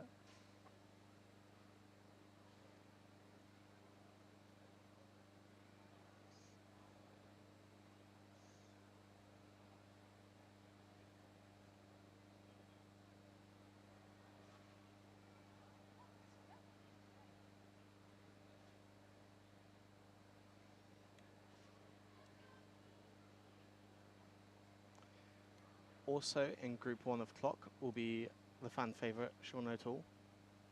And I found out from him earlier that he will be debuting 7 simul this comp. Yeah. So, knowing Kim, he'll probably get a really rubbish average. I think a lot of people choke their first competition with 7 simul. Yeah. I mean, if you do want to pull out all the stops, why not just try it out at Euros anyway? Yeah, why not? Yeah. It's only round 1, right? Yeah.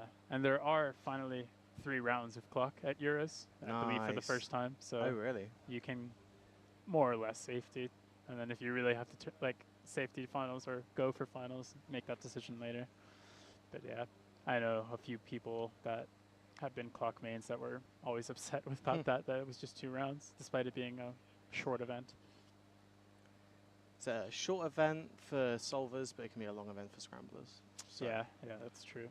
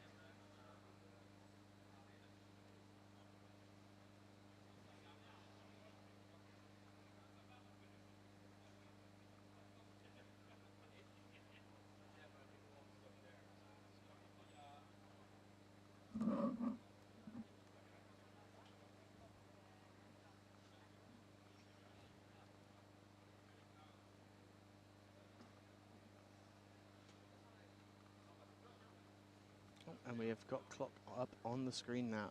All right.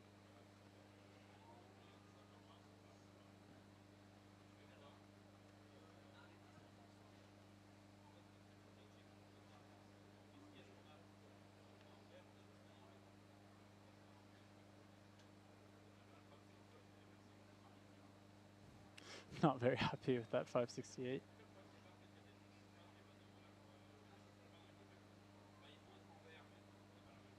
Although I wouldn't be happy either if my judge was AJ Nichols. What? Nah.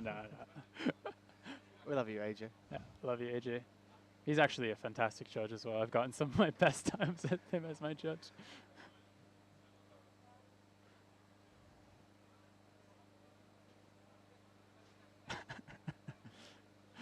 And now that's all we can see. Oh, here we go. 414. Looks good.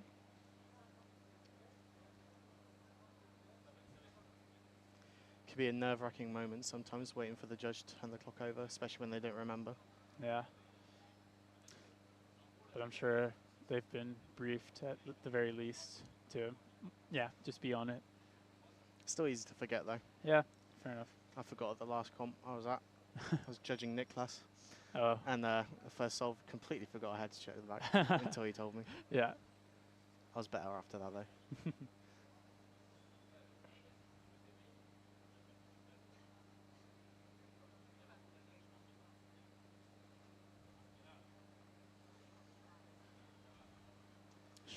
Our fellow caster, Sheldon 2. Just panning down to see him now. So Sean uses 7 simul with flip, Oh, okay. Yeah. which I didn't really know much about until I talked to him about it earlier today. Yeah. It does sound like a bit redundant, but it makes perfect sense. Has he not started the timer?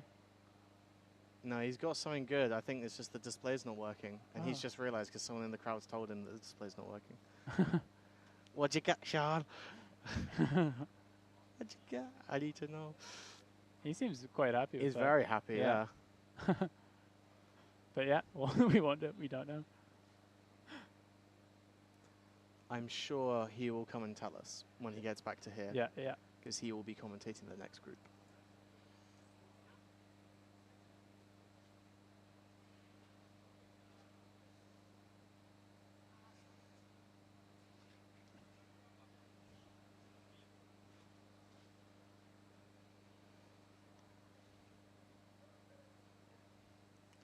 Potatosaurus says, leave the AJ slander out of here. I completely agree, Potatosaurus.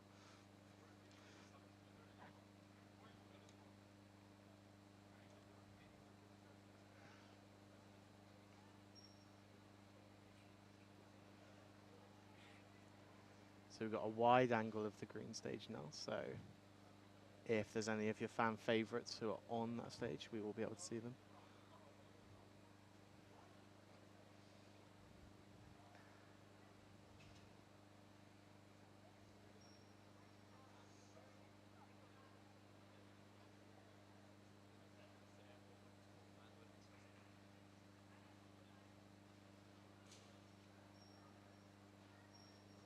Looks like the blue shirt is very happy. Oh, very happy. Yeah. Yeah, wow. Wow. Quite a few pop-offs there. I wish I knew what the time Yeah. was, but Can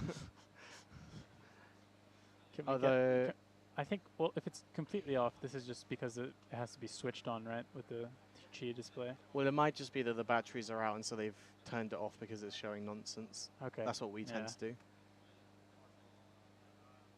Or, yeah, he just wasn't on in the Oh, first place. great. Okay. So we'll never know. Yeah. Although, even though we might know the time, we don't necessarily know how good it is. Yeah. Everything is relative. Everything is better in context. Yeah, of course. Chat is saying that Anders got a 343 on his first off. Ooh. Okay, so clearly we weren't watching Anders then. It must Oh, have 311. Oh, nice.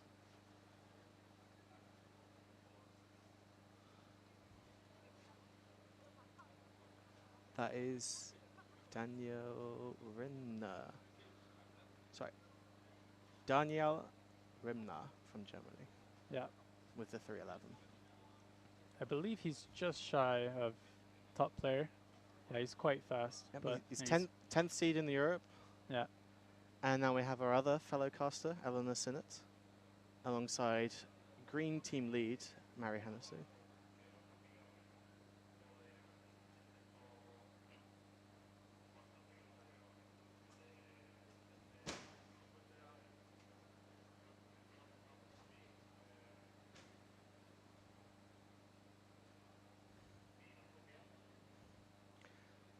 Eleanor Sinnott with a something .40. Nice to see. Actually, I think it's a DNF. She looks like she's solving it. Oh dear. Mary Hennessy Mary with a 1024. And it looks like it's good. it's a power of 2.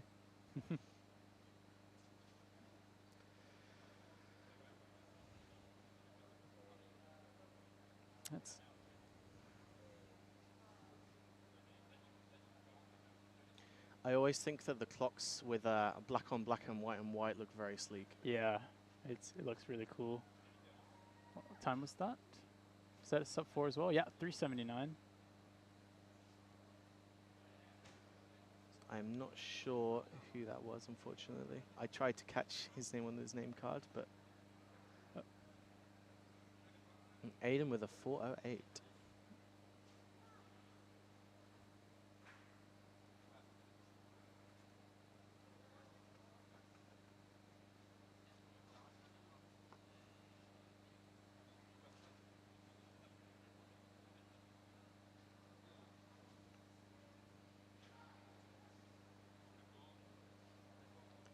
Chat, why don't you tell us who out of this entire round are you rooting for the most?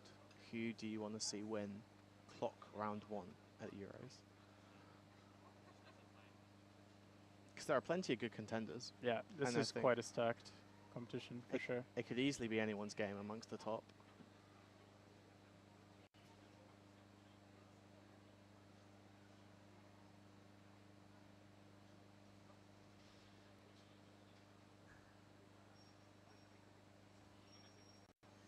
Then we have Daniel again.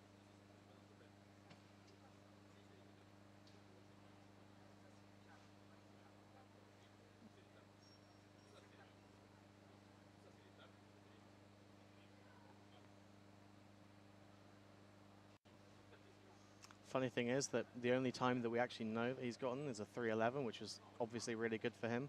So we have no idea whether that was... Oh, he has not started the timer. No! It's going to be a DNF. And that's definitely not what you want with clock. It looked fast as well. It did, yeah. Although that stop did kind of look a bit karate chop-esque. So, yeah. Well, it was already a DNF, yeah, so... yeah, that's true. This is what happens when you get 2 regulations committee members on the stream. No sliding, guys. We will be watching. Hashtag no sliding. Here we have Matteo De Witt. We're getting ready for inspection. Wearing a really cool shirt as well. Stylish. It's like he's in some sort of tropical country. Well, to really be fair, hot weather. to be fair, we're in some quite tropical weather here in Pamplona. At least the venue is nice and cool. Oh, come on. This display is giving us so much trouble.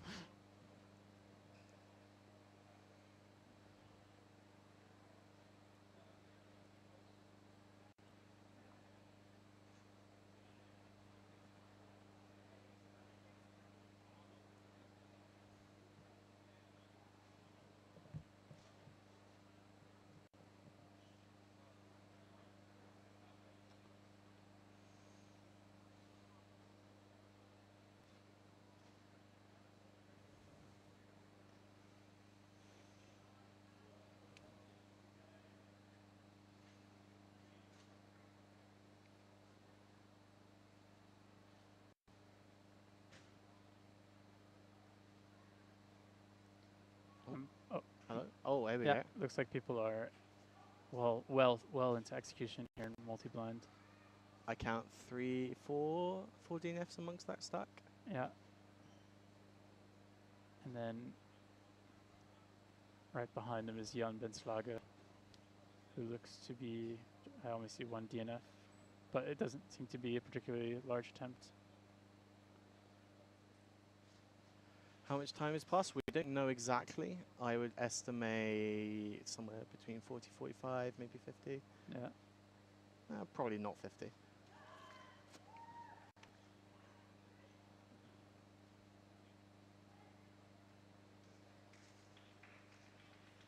I'm hearing some cheering and some clapping in the stadium at the moment. So Okay, obviously maybe not we should multiplied. get the clock back on.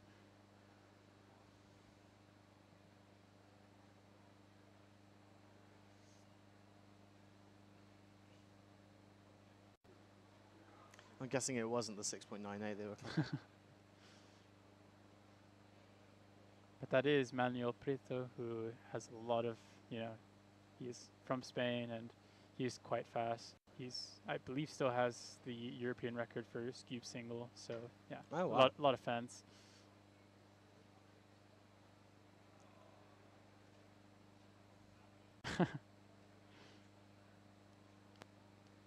Usually we hear a big response from Spanish competitors when the other Spanish competitors are competing, especially when they do well. Yeah, I'm sure we'll be hearing a lot more of that throughout the weekend. Definitely, especially during finals. How is Camille doing? I can barely see the cubes, but this looks like there's a lot of DNFs. Yeah. Oh Ooh. dear, yeah. Yeah.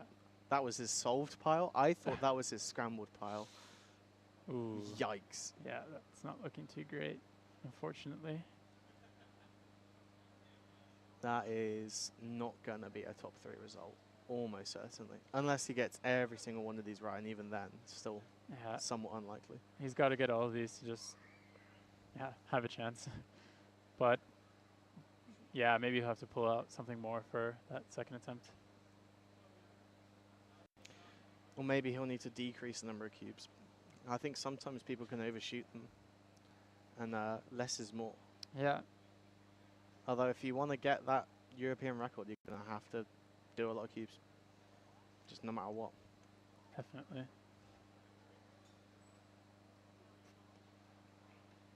That looks like a nice pile. Only one DNF, I believe. Yeah, but yeah. Oh, 2 now. Two now. I spoke too soon. Whoever's in that blue shirt in the background looks to be having a nice pile of solved cubes. Potentially one DNF.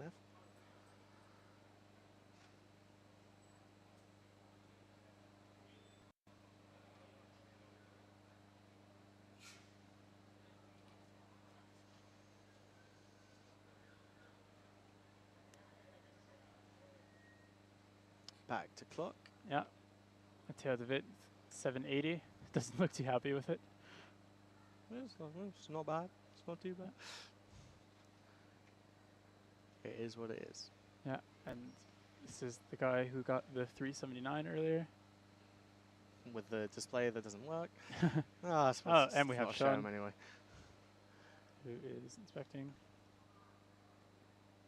Yes, got the readjusted camera so we can see the time.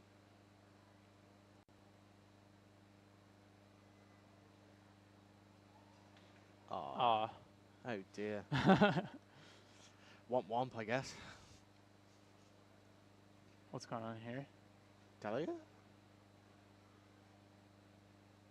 Oh, is it in between 2 dials maybe? Oh no. Oh, this is a very satisfying attempt. Yeah, and this is Ezra, right?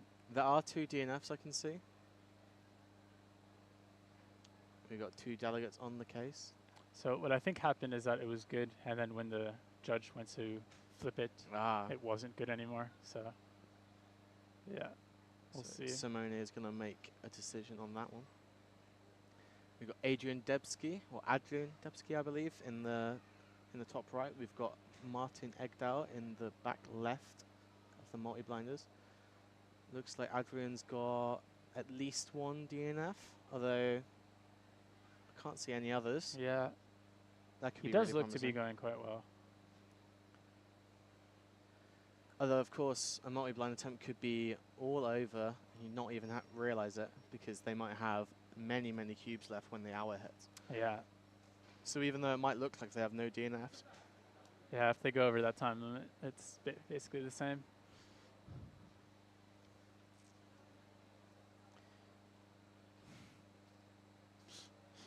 Really curious what's happening with Sean here. Seems I wish we had to a be table a mic. heated discussion. Yeah, we need those real-time mics. Because Yeah, Sean, as a delegate, must know what he's doing here. So I'm sure he's just trying to communicate in the best way possible to Simone. yeah. How many delegates does it take to make a ruling? And Yeah, with these edge cases, there's always like endless discussion, and yeah, us especially know that being WRC members. panning back over, we got a glimpse of Camille's ever-growing pile of Ooh. DNF cubes. Painful to watch.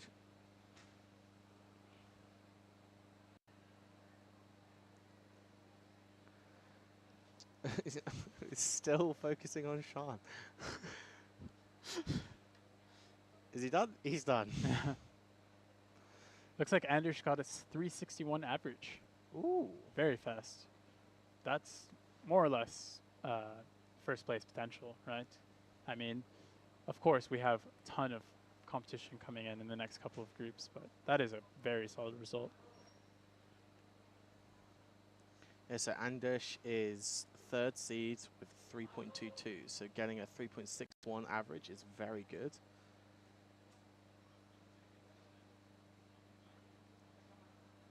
Although that being said, if everyone were to get PRs, that would place them outside of the top 10. But I don't think we'll be seeing that.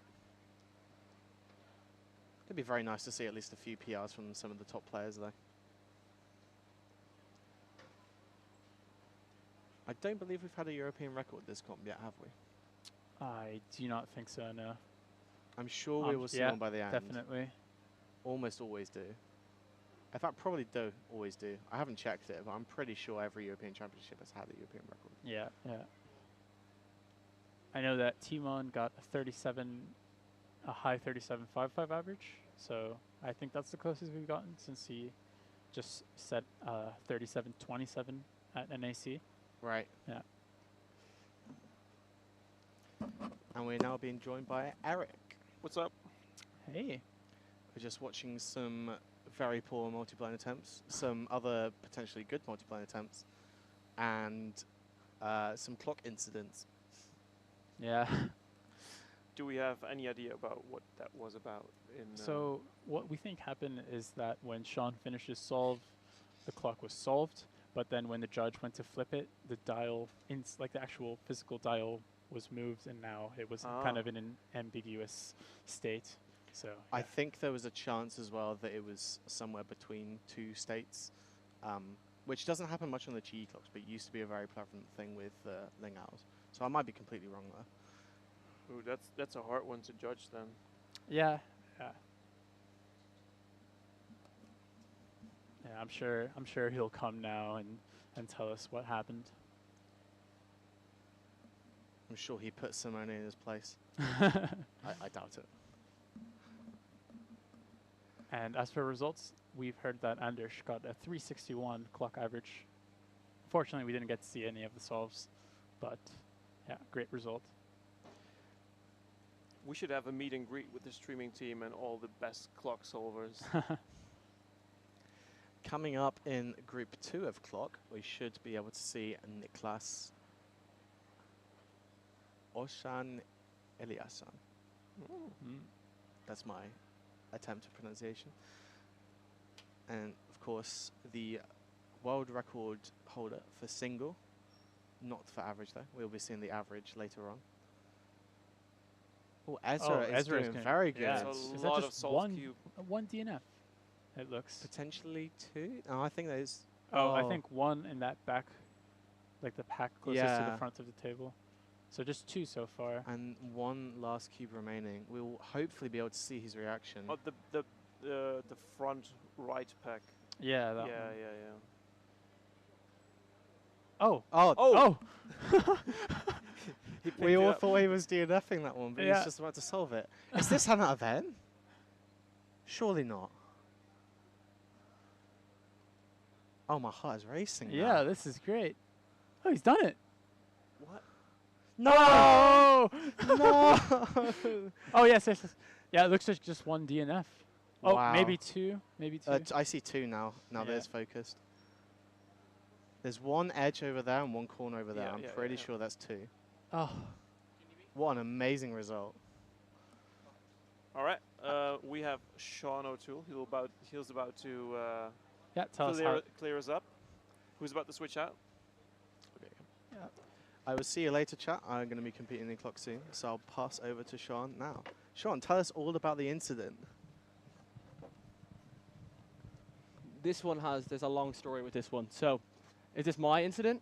I assume my clock. Yeah. So, what happened was the clock, like I finished the solve, and the clock was halfway between 12 o'clock and 1 o'clock. See, Right. yeah, we're just on it. yeah. Exactly. And so the general rules there is that the delegate, normally the delegate would like decide whether it's closer to solved or unsolved. But when the judge went to pick it up to check the back, they changed it and it flicked to solved. So I had to get Simone over and he wrote it all down, and I got a provisional extra, which I DNF'd anyway. So it's fine. Both of them were solved, but it's PR by a lot, and I qualify for tier 1 for Worlds now. Oh, very nice. So I'm happy. Abs. And I got PR Congrats. single, and both of those singles are Yeah, over was that a on the first one? Because I saw. second, Yeah, one of the first ones you reacted quite nicely. So what was the time?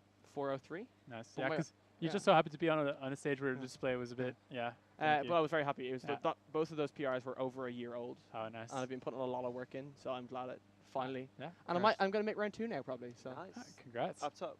Finals. no. How's multi-blind going? Any shenanigans? We saw Ezra only had 2 DNFs, and I Ooh. believe he was attempting more than 50 cubes, so that Wow. definitely put him in a great spot. Yeah, here. So, That's very good. but besides that, not too much info. We know Camille had a lot of DNF cubes, so probably maybe even in the negative for points, unfortunately. That is very unfortunate. And it looks like Adrian went over the hour and had a few DNFs, like that Okay. cubes he didn't get to. It's okay. That's been a very long day for a lot of people. And, Yeah. And they another- do have another attempt another tomorrow. attempt. Exactly. Yeah, exactly. So it's all still to play for, I guess. Yeah. The second attempt is always a bit more tactical because they have to decide their number of attempts Right. based on how many points are already on the first solve. Right, First right. attempt. So You just have to go all out, I think. But yeah, it looks like that hour has passed. we're back to the silly event. That was the same station. Oh. Jack Core, Yeah. of course, my Irish brethren. He took my NR from me in spectacular fashion by over 2 seconds. Oh, I can see why. Yes. 3, and it looks good. Was he like flip it? Yeah. He's He's a big flip it right after he's Yeah. done something timer kind of guy. he's unbelievably consistent. Of his past like handful of averages, they're all between 3.5 and 4.1, Yeah. Nice. and he doesn't DNF. Yeah. So He also just seems really calm. very calm. Yeah. He got very good nerve control. That's Uh, great. That's great, especially for especially the younger for clock. cubers. Yeah. Both clock and also Yeah. just being a younger cuber. Yeah. You absolutely need that.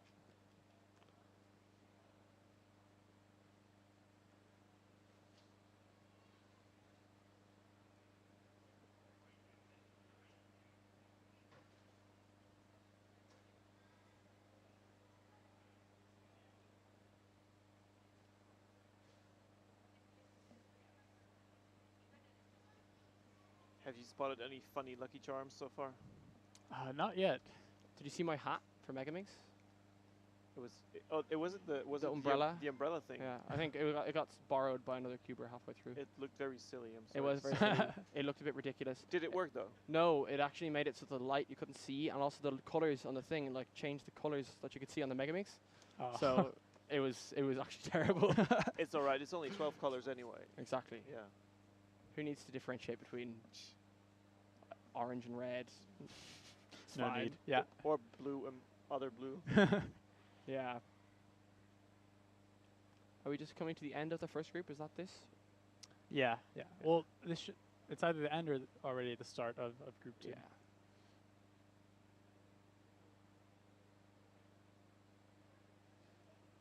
I saw a Mew Pokemon. Yeah, I saw that. Okay. I saw them during Megamix. As a hat or as like a plushie? No, just- plushie. No, just yeah. as a plushie. Mew hat would be very cool. Yeah. Many towels. I'm not sure they count. No, they're for performance. Like for just getting nerve the sweat control. off and stuff. Yeah. Hello, No James. Sean O'Toole pillows. No, not at this one. Oh, Oh, we need God. Sean Moran to come. It is Brandon Polton. Oh, okay. Is, there's a whole story behind that existence. Looks like we're getting started with a larger wave now for the second group. Yeah.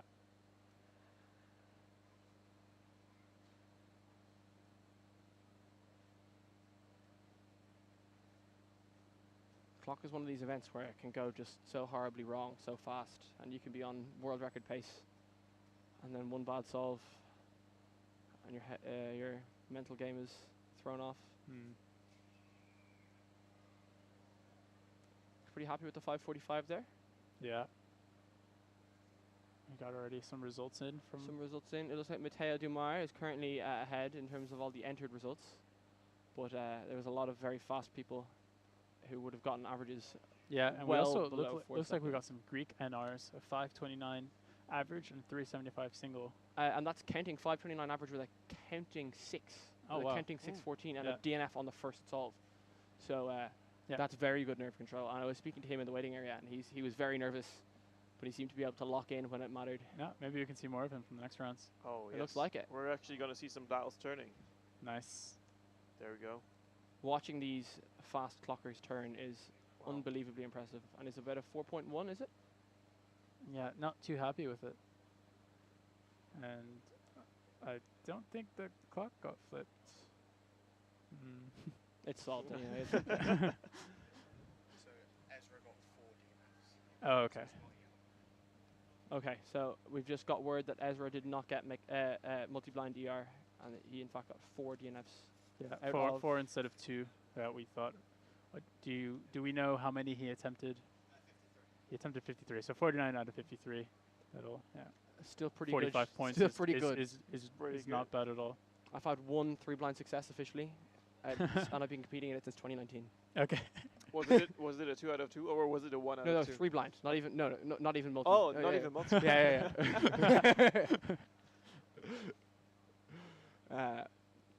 Yes, I retired after my success. So, Always stop at your highest point. but right? like, there's no point in getting DNS. I've already got it on my profile. So, Yeah. yeah. We have Fabio Schwant being getting a 7.3. There's Mark Bennis from the Netherlands. Yeah. Also, Dutch judge. Dutch Judge, yeah, Veerle. Flipping at 2.5, not bad. Trouble on corners. Oh, yeah. Yeah, 781. That backside took a long time. I also, this is my debut 7 simul flip. I've never done a 7 simul solve at all in comp before, Wow. and I did 3, and then I lost my nerve and did my last 2 as regular flip solves. But it's definitely better. It's definitely better, and you can see the evidence from There have been some indications to some indications. that point, yeah. Some people might say that it's better. 550. Yeah, decent. It's gonna be hard to predict, like beforehand, what the cutoff will be for finals and stuff Impossible, like that. because Yeah. Everyone has improved so much. And Like- DNFs are so prevalent as well. Yeah, like even after the round is over, it's not going to be the best measure because people can DNF, people Exactly. can do anything. Yeah. It's like having 3 rounds of 3 blind or anything like that, right? Where Yeah. uh, Here you have Magdalena. it's so impressive having the like really good clockers doing their 7 simul memo in less than 8 seconds, because it's not easy doing it fast. 586 for her. She didn't look too happy with that.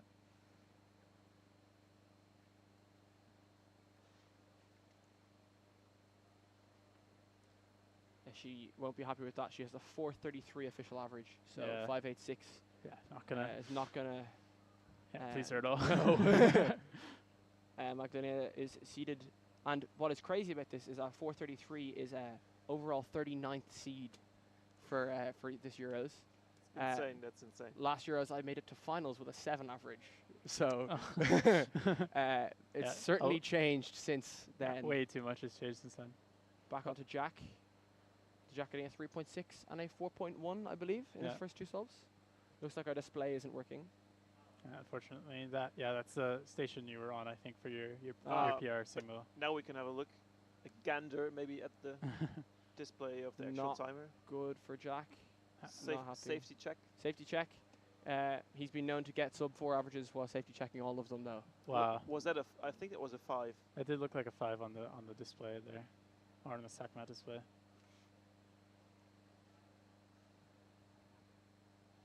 Is it still the case that the stack mat timer on the timer, that's the official time, and the thing that on the display? The display, you never read the display. Yeah.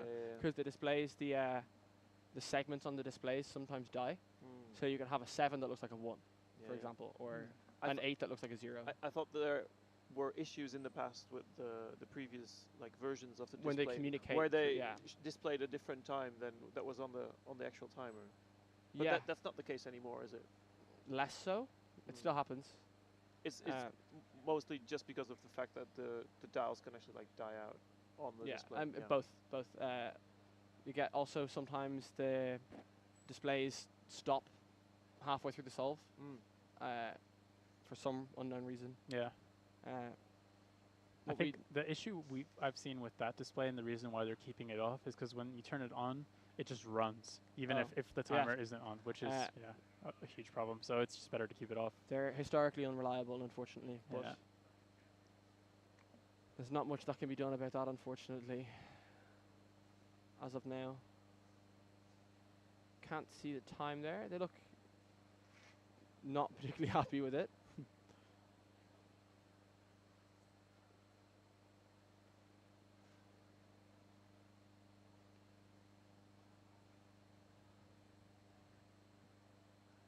Looks like we're coming to the end of the second group now.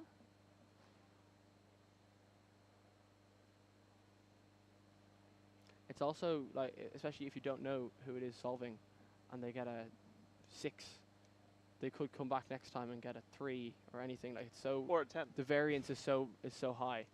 Yeah. This person seems happy enough with a 9 though, which is good. Yeah.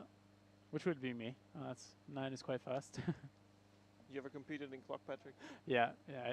I don't compete anymore, but I had a stint from like last year and the year before that. So I think my PRs are a 7 single and like an 8 average, and I will never beat those again. Yeah, it's too hard. Learn 7 simul, you'll do it in no time at all. Yeah, but then I'd have to learn 7 That's simul. true, and you have to do like 15,000 solves to get fast enough to do it in inspection. Do you really have to do that many souls? Ah, or no, like 5,000 would probably be enough. Just 5,000. Just 5,000. Yeah. That's okay. But they're not very long solves. 5,000 times 15 seconds inspection, 5 seconds solve.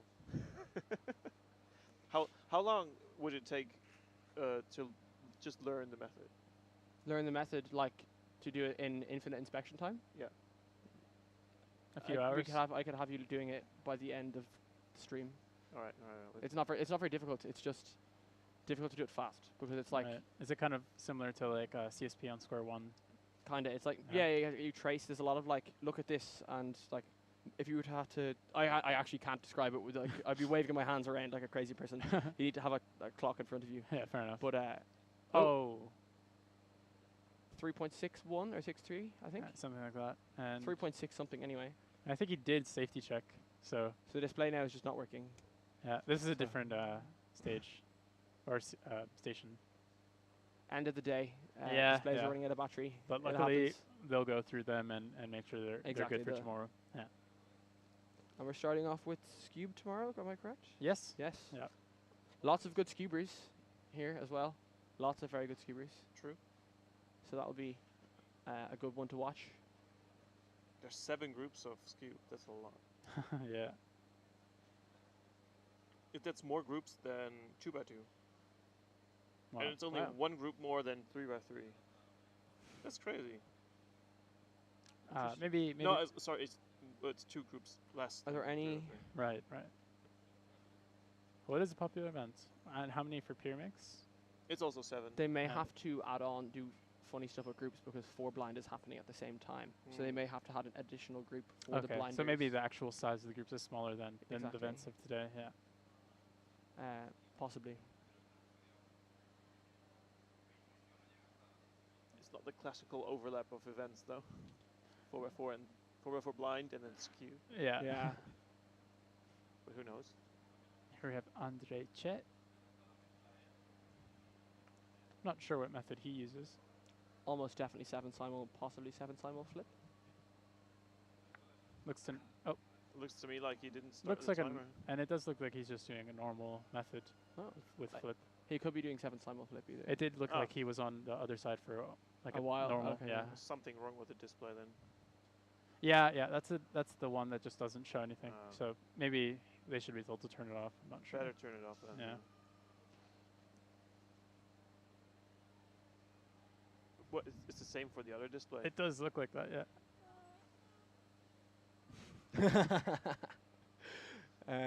Sean silently celebrating his PRs. Finally.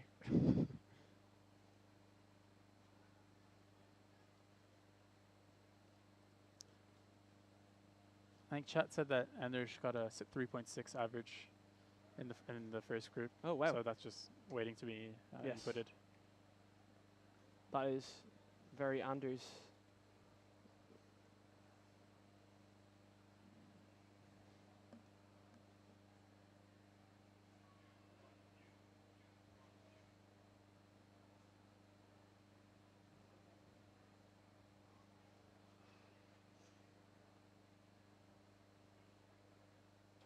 There's another Irish competitor walking through there.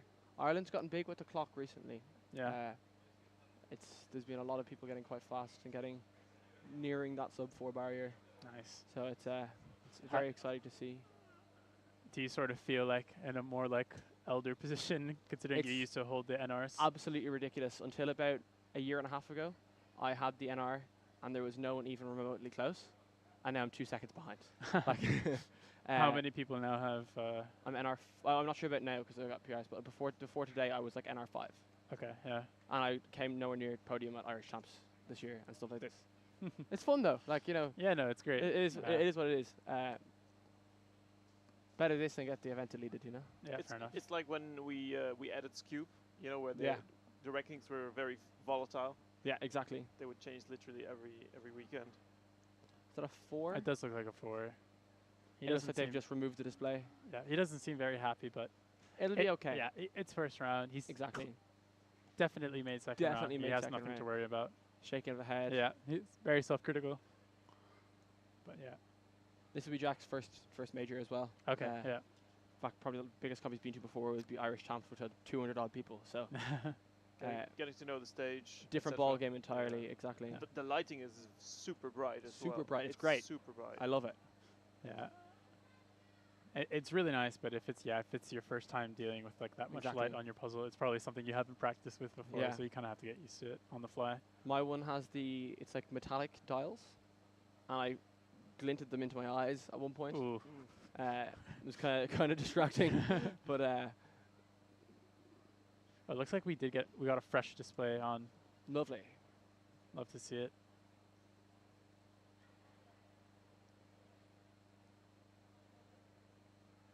Dials turning using thumb. I thought you didn't need to use your thumb if you do the flip method. What's If the- you Well, do that was 7 regular simul flip, 7 simul flip. yeah, is but if you different. do normal flip, Mm. then you still need to do 2 thumb turns per side. There was some interesting methods done back that I can remember in like 2019, because you can do, for example, your AUF with with 3 pins up, and then the remaining pin you can leave down. And to do that, you can do the first D move on the back of your first side when doing Mm. flip, and you can skip a D move that way. But Yeah, Yeah, I mean, I guess more or that's less archaic at this point. archaic, completely archaic. That's like doing one simul move at this time.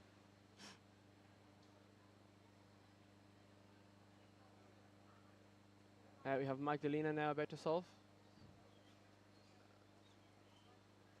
Or having just finished to solve. Apologies.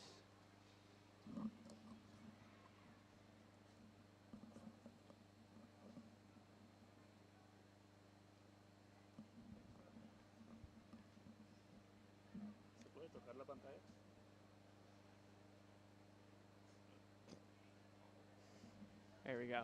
Oh, apologies. Had some technical issues for 2 seconds there. It's okay. It'll go away. It's going to go. Okay. Cheers. You have Raul, one of staff members here. Delegate here for Spain.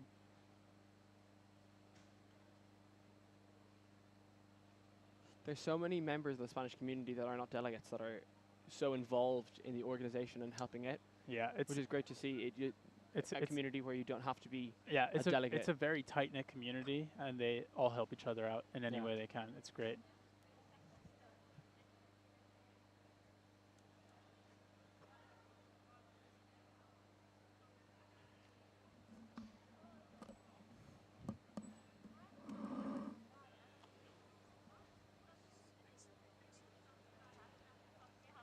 So coming up in our next group, we're just finishing this group now. Coming up in the next group, we have Eric Kasperek, Oh, this is going to be very exciting. Yeah. Anthony Stuchek, Luke Burns, and they'd be the main three. They're all top our top 10 seeds.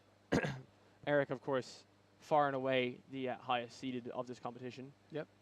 With a 252 average, and there's only 1 or 2 other people in the world that have a sub 3 average, and they're nowhere near close to it.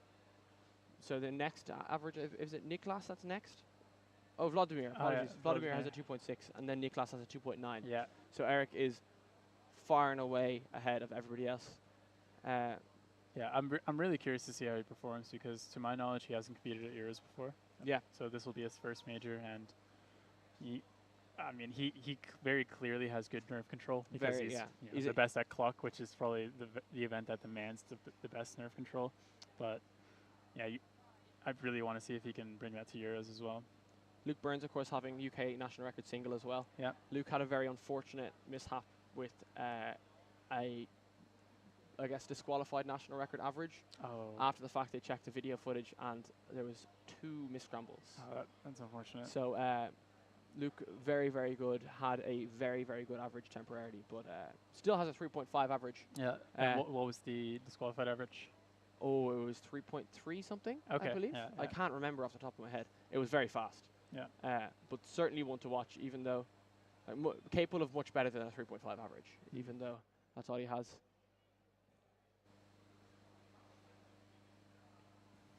Hi, Ollie. Thank you. 3.39 got disqualified. There you go. Okay. Thank you, Danny. It's one of those events where it can just so easily Yeah. get disqualified for such a small thing. Yeah. And now has 3.39 from last weekend. That Okay. mustn't have updated Yeah. here. So there we go. He's capable of much better than 3.57. Yeah. And he's probably will just continue to lower that. Yeah, 100%. That seems to be the theme of the day, or Yeah. the theme of the event. Yeah, for sure. It's crazy. This time 2 years ago, I would have been able to name every top clocker by like that, just straight away. And now looking at this sheet, like I could do half of them at best. Yeah, fair enough. Because I mean, it's just for me, who wasn't even like, I have never been a clock Yeah. person. That's even worse than that. Yeah. Yeah. I feel bad because these people all deserve all the credit. So they- much that they credit. get, And yeah. It's a very difficult event, and that people don't really understand that. And there's also kind of like a little bit of animosity towards clock Yeah. in the first place because of its how different it is from how, other how events. stupid it is. Yeah. Yeah. Yeah. But I mean, it seems to have come back in a fairly strong way. Yeah. I think it's in terms of an event for the cubing event, it's the strongest it's ever been. Yeah, and for it sure. has the most support it's ever been. Yeah, So with 7 simul and the reg changes, it's exploded in popularity for sure. the reg changes were big. The reg changes, I was very against the reg changes before they made them. Okay. And then I was able to like reflect upon myself, realize that I was being dumb, and I just I Fair enough. I flipped my mind, and it's Uh, way better because Initially, my big reason for being very for it was saving time scrambling yeah, and not having to deal with that, because that's always been a huge issue. And then I had never expected that it would actually make it so much more popular because of people just getting faster naturally. yeah. from I it. think it's probably just both. It's both the 7 simul is just so much better Yeah, than yeah. regular old Pockman. Yeah. So it's just And with the reg changes. other no flip methods that existed before. Sheeran was the only other one. Yeah. It was basically just old Pockman, but you did moves on the back. Yeah. So So were you just memorizing the back? basically just like the few moves you would do on your first side, Yeah. you would just do them on the back. It wasn't anything crazy fancy. He just came up with a way to trace the pieces properly. Yeah, and was anyone actually doing that and doing the simulturns and everything? Well, there's no such thing as simulturns with Sheeran.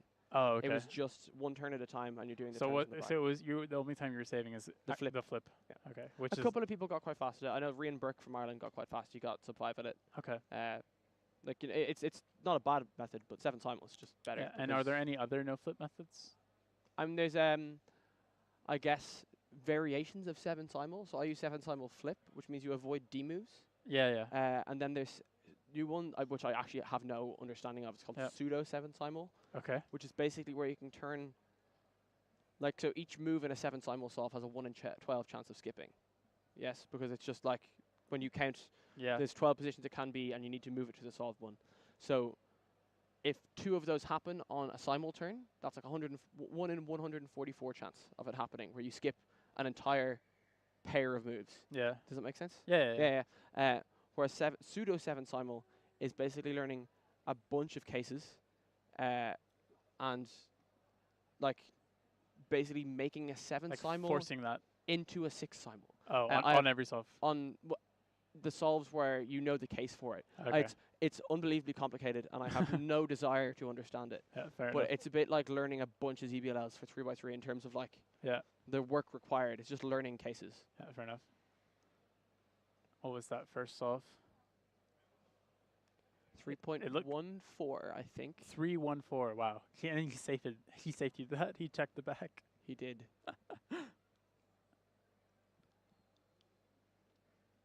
Hopefully we can see the display. Although Doesn't look I like believe that is the There's a new mascot. station. Penguin mascot. Penguin. Yeah. Who do we have here? I believe he's Spanish. I'm trying to read the name tag. uh,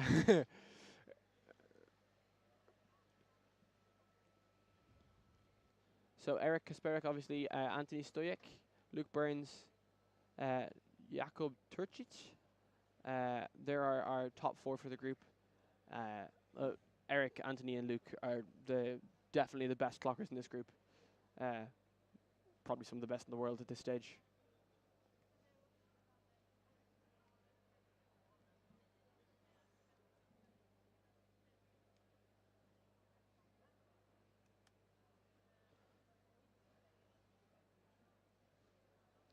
In the next group, we have a lot of also very good solvers. We have Tommy Cherry, we have Cham, we have Caleb Wolf Dunn. All of these 3 people are would be capable of even world's podiums.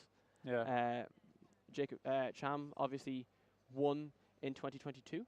That was before the big 7 simul became shift. a thing. But they were always very, very, very dedicated to clock. Yeah. Sounds like we have some applause in the venue. I'm not sure what that was for, but I hope something fun happens. Here we've got a view of the bleachers here at Euros. It's probably the most full it's been all day. It's Yeah. been fairly empty all day, so clock seems to be a fan favorite this time. Yeah. Just far and away. We can see some Irish people waving at the camera. Here we go.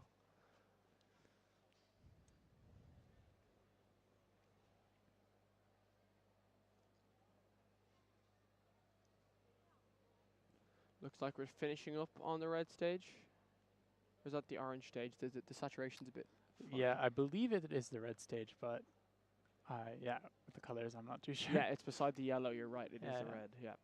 Orange is on the far side of Okay. Yeah. the green.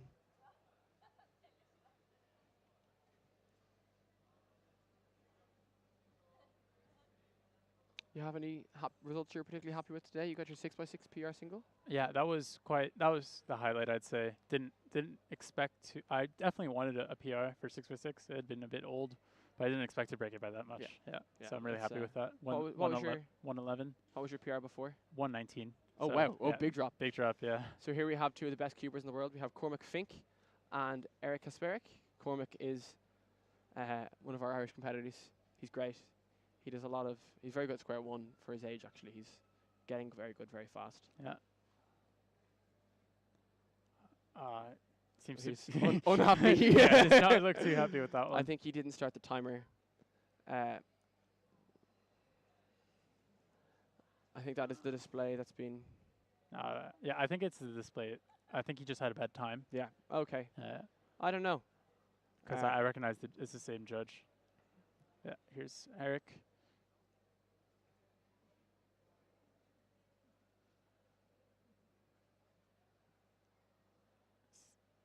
Yeah, I guess he's just safetying all the solves. I think he made a mistake and he knew it, so he flipped. I think it's a Oh, okay. 409 for Eric. But yeah, displays. Displays once again. Yeah, end of End the of the day. Yeah. Battery's running low. Yeah, it's already 6:45 here Yeah. in Pamplona. So these timers have been through a few thousand solves Yeah. already.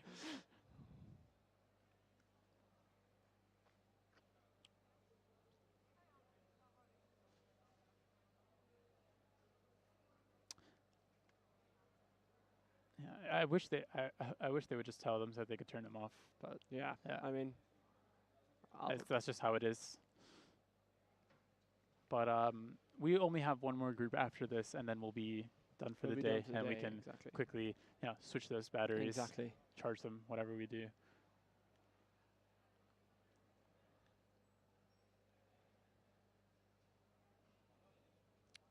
In Ireland, do you use the Qi displays as well? We use all speed stacks displays. Yeah. We got them a long time ago. They're Yeah. still they're still going. They're still working. So Yeah, if it ain't broke, No, as they say. I understand.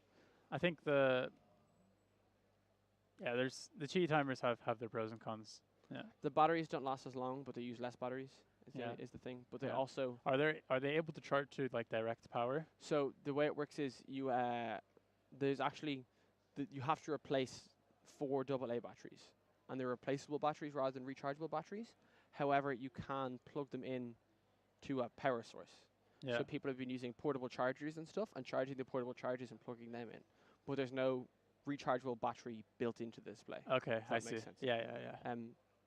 As far as I'm aware, I haven't used them much. Uh-huh. But Here's Ben Barron. exactly, speed stack displays are expensive, and you can actually get them shipped from the UK. We got them shipped from the UK. 482 there for Ben. Seem But pretty happy with it.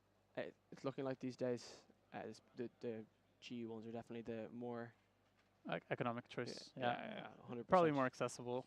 Yeah. cheaper to run as well. The only downside with the Qi displays is that they require more battery changes. Right. So they don't last as long, which means if you have a very, very busy comp, not like this one where there's an abundance of staff and stuff, but at other comps, it's just you need to change them every day during lunch and at the start of the day. And that can sometimes be tricky to make sure it happens. Right. But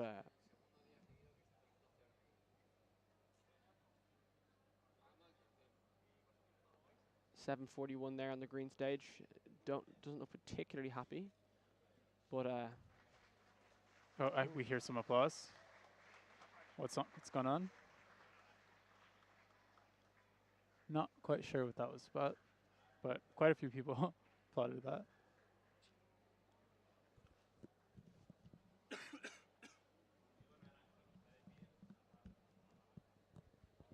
oh wow, at Wow. 255.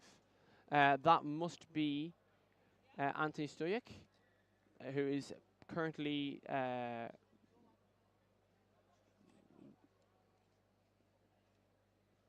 not Polish national record holder. Of course, is Eric. So Anthony, well, 255 is very, very good. Almost as fast, or slightly, almost as fast as his 2.52 average. Right. Yeah. Which is insane. That 2.55 single is one of the best in the world, and not even the average. That we're at that point. Yeah. But it is his PR single. Of course, no, Yeah. it's a massive achievement. Like 2.55. Well, he had 258 previous, so he's only just beat it. Oh yes, of Yeah. course. So 2.55 will rank 10th in the world, which is insane. Yeah. I was once ranked 37th with a 4 point something, Oof. and it's gotten a bit crazy. Looks like a 3.4 there or maybe even 2.4. No, 346. Ah, okay. Oh, Yeah. 246. No, it is. It is a 2. Wow. Wow. Wow. So he just No- responds immediately. No reaction. Yeah, no whatsoever. reaction because his display wasn't working. Yeah. So, No reaction from Eric either. He was just like, oh yeah, I got it too. He's happy. I hope there's no way he checked the back for that, did he? 'Cause No, then- no, certainly not. No, that would be insane. Yeah. I think if you're going at that pace, Yeah, might as well just stop the timer. He's already safe. Yeah, exactly. Safety the first couple. so Eric's PR being 2:31. Okay, yeah, he didn't.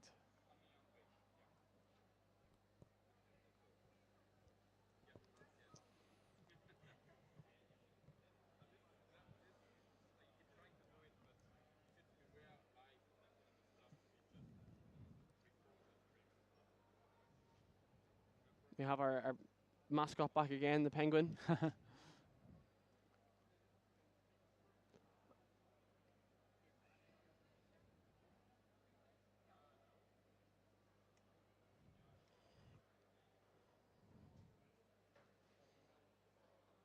Should we do a bit of recap of good results from today? Yeah, I think let's that's go a good through it. idea.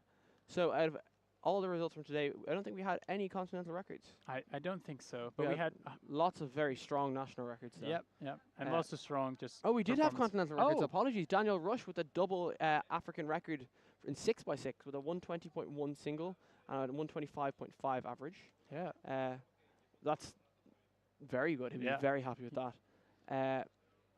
Richard Delacoste with a 5x5 national record single. Kim Roger from Norway with a 5x5 single as well. yeah. And also Matthias from Belgium. And they're all 5x5 singles. We have Timofey, of course, with a 5x5 average. Sebastian Weyer with a 5x5 average. Richard Delacoste with a 5x5 average.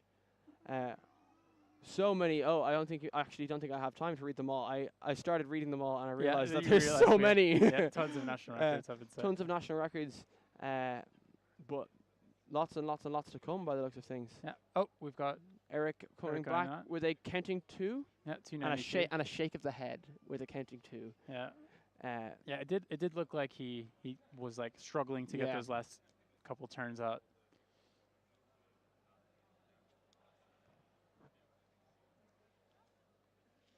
Apparently, Danny Morgan says Vladimir got a safety flip on a 2.56 at US Nats. Well, Or at NAC, sorry. That is insane. Anything in particular you're excited about seeing tomorrow? well, let's see what we've got tomorrow.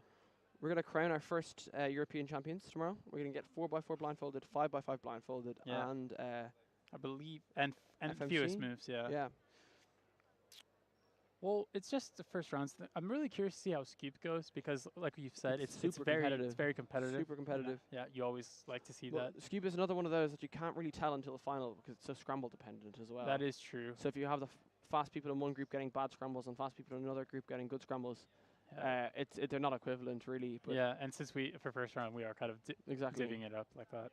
Um, But it'll But still then- be exciting to see just fast Q skulls. anyone that's going to make it to finals is going to make it through round 1 regardless of the scramble Exactly. Yeah. set. So that's okay. And then after Scube we have 4 blind. 4 blind. Yeah, I'm not too familiar with who the contenders are. Ryan Eckersley, Yeah. Ezra. Yeah. Adrian who Debski. holds ER at the moment? I would imagine Ezra. I can double check that though. Possibly it's not Ryan. I know that. So It looks like it's Daniel. Daniel. Oh, Valen Daniel from Valen, of Sweden. course. So Yeah. Daniel Valen, then Ryan, then Ezra, then Adrian. But it's going to be tight because blind events can go any way. You can triple, you can Yeah. pop off. It's going to be very interesting to see. Ryan came up, of course, with a 127 single last weekend in warm-up Portugalete. Yeah. So that's he's certainly one to watch because Daniel's ER is from over 2 years ago. So yeah. I But think he is here. So is here. I he'll think he- definitely put up a fight. I don't know if he's been practicing as much recently, but Mhm. that doesn't mean crazy things can happen. Yeah, of course.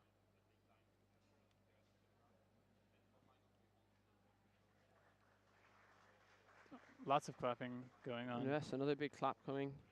And we have Eric on, I believe, his last solve. Yeah. Yeah, we've got 2 3s, 2 2s. So let's see what he gets on that Could go last one. anywhere.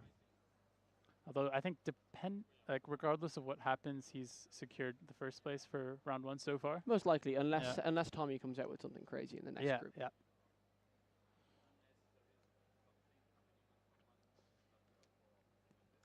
After 4 blind then would be one-handed. Don't know. Well, How are you feeling for one-handed? me personally, I haven't really practiced too much. Wow. Yeah, I don't know. It's just I remember last year as I put a ton of practice into it and then it didn't get too great results. So yeah, I've just put it off really. We'll just see how it goes. But I am really excited to see how people do. I know it's become really competitive, Very, very just like competitive. anything else. Eric not happy with a 3.4. Away for the hand. Yeah. So that'll probably be low mid 3 average, 3.3, 3.2 that area. Yeah, so just after checking Daniel Vollen's most recent big blind results, and I think he's averaging not even sub 2 minutes at this stage. So Okay. he might be a tricky one to Gauge, yeah. gauge. I'm sure. Well, he has tons of experience. Tons of and experience, and He's that's it he's comes done back to. a lot of solves, so I'm sure that'll help him in a situation like this. And anything could happen. Someone could get their overall PB by 30 seconds, Yeah. or someone very, very strong could DNF.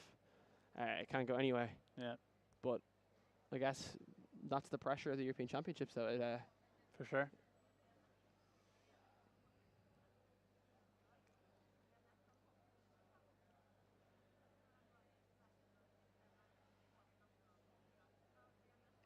It looks like we're having more display issues, unfortunately.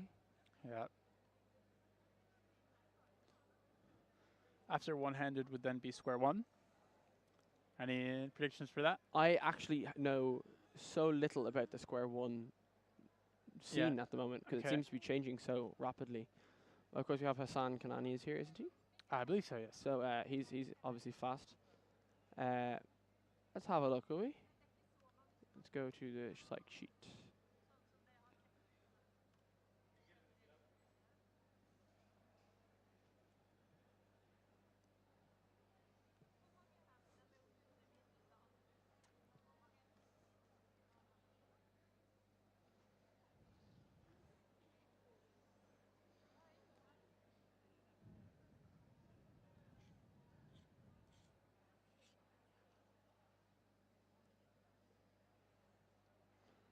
Looks like we're wrapping up the end of Group 3 now.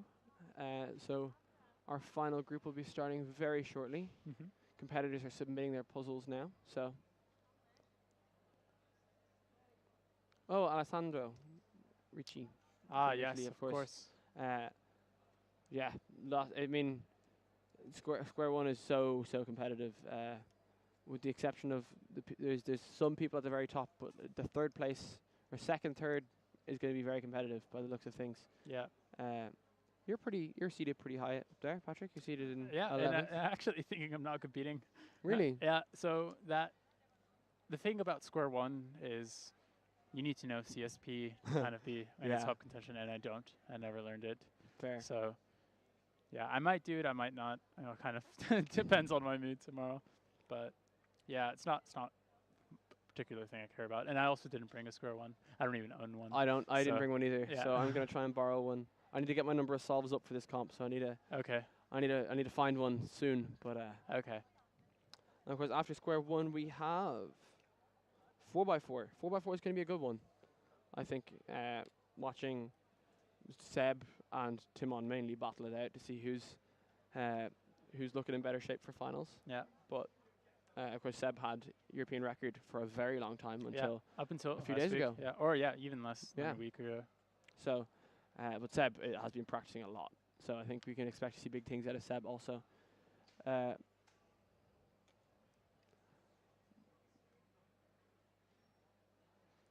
And after 4x4, we will finish off today. We have with a final attempt for fewest moves, where we'll crown that we are third European champion at that stage. And then after that, we'll finish off at Pyramix for the last while. So big things to come tomorrow. See, I believe this is our last second before clock group 4, or we might be starting clock group 4 here. We can see Kevin Timmons there. sitting down to solve. In the back, the man with the magnificent beard.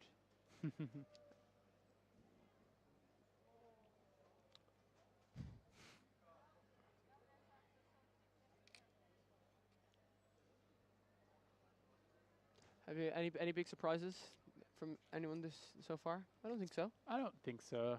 I We mean, might get some later on. Timofey, of course. No one really knew what he was gonna get Yeah, because he but hasn't competed in a long time. yeah, but because of warm up, I think Yeah, people we knew he had would an be idea. fast. Yeah.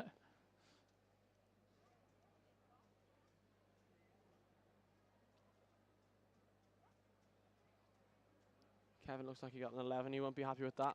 Kevin put a lot of work into qualifying for clock, Oh, but he got here. He'll be happy. yeah. Uh, What was the qualification mark he needed? 12 seconds, I think. Okay, yeah. Possibly. It was yeah. doable, very doable. Kevin spends most of his cubing time organising everything for Speedcubing Ireland. to Yeah, be fair to him. yeah. He puts a lot of work in for us, so we'll forgive him.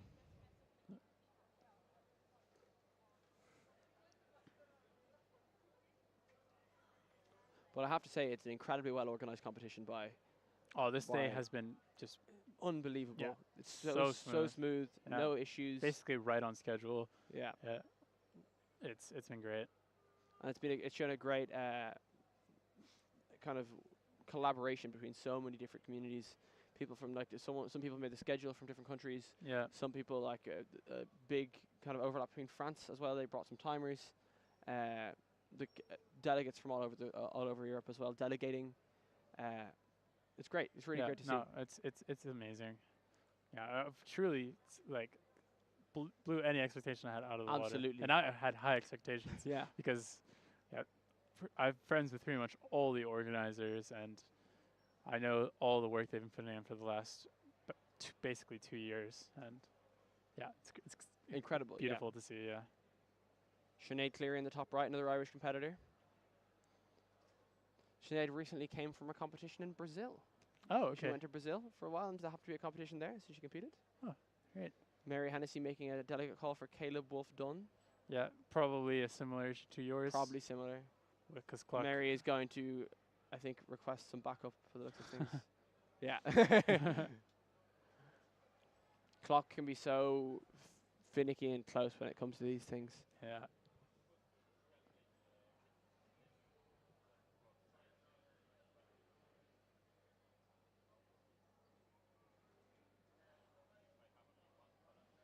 How many delegates does it take to decide a DNF? It looks like it's it looks okay. like it's good. Yeah. Awesome. Nice. His 0.00 will be great. World record. Oh, Timofey's in this group. So I believe that's group 4 then, right? It must be, yes. So this group we have Tommy Cherry, we have Cham, we have Caleb Wolf Dunn, we have Adam Hodietsky, Namoon Natsag George. Namoon was female world record holder for a while. Yeah. She's another Irish competitor based in Ireland. Yeah.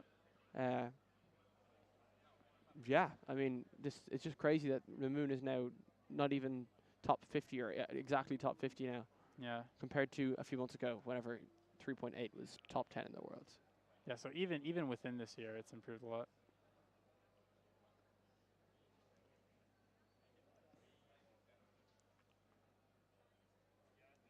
Lots of support for Cham in the chat. Cham, of course, being the reigning European champion.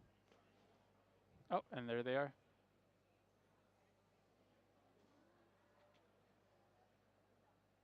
Nice. And what method are they using nowadays? Because I know last year they were definitely using flip. A mix of 7 simul and 7 simul flip, I believe. Okay. Mostly 7 simul flip, though. Yeah. Like, how do you choose between the two? Is it just case dependent? Case dependent, Okay, yeah. This looks like 7 simul flip, yeah. okay. 3.6, right?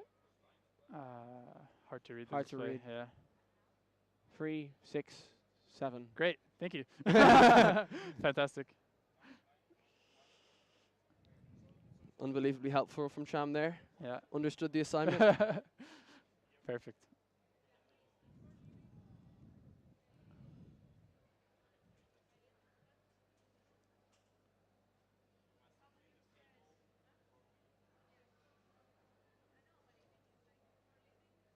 that is why they are turning the display off, because it's just not working. Yeah.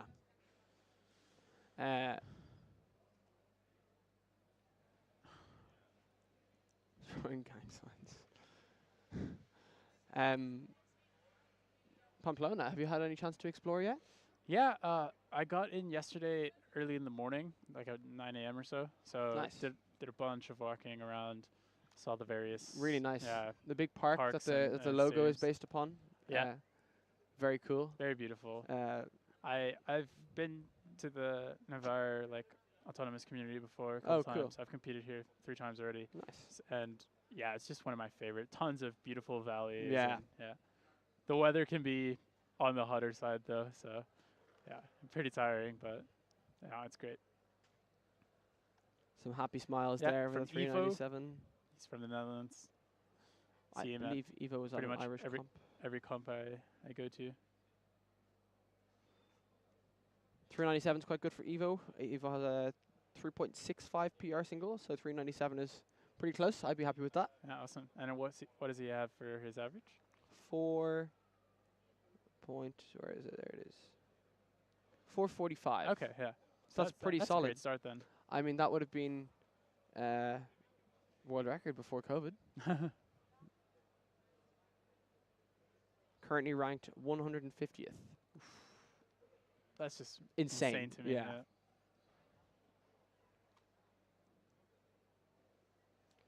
Our display once again not working, but doesn't look particularly happy with that solve.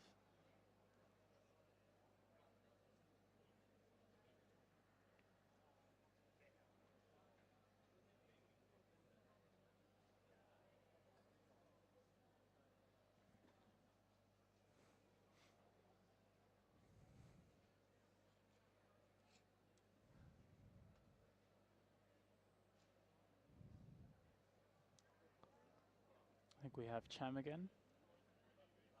Looks like it.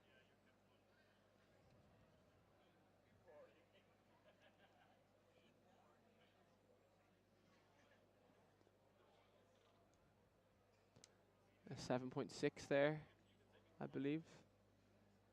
Cham coming up for solve 2.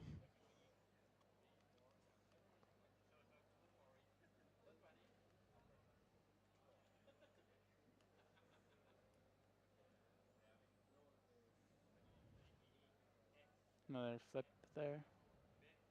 Is that 4? 436, I think. Yeah. 3. 430. 436. Yeah. There we great, go. Good job. So so far out of our entered results, we have Anders Berghaugen with a 361 average, Niklas with a 3.8 average, Jakub Turcic with a 398 average, Zaid Chowdhury with a 427, Rian Burke from Ireland with a 444 average, Yep. Jack Core with a 450. And then it looks like Jack actually got a DNF on that second solve. wow, Yeah. okay. So we thought it was Won't be solved, happy but I with guess that. not. Oh, so that makes sense for subsequent safety Reactions and and things. Yeah. safeties, yeah, 100%. Onome Brownlee with a 469 PR average and 439 PR single. Awesome. Onome was one of the people Yeah. that So yeah, 4 Irish guys on the top there. Yeah. That's great.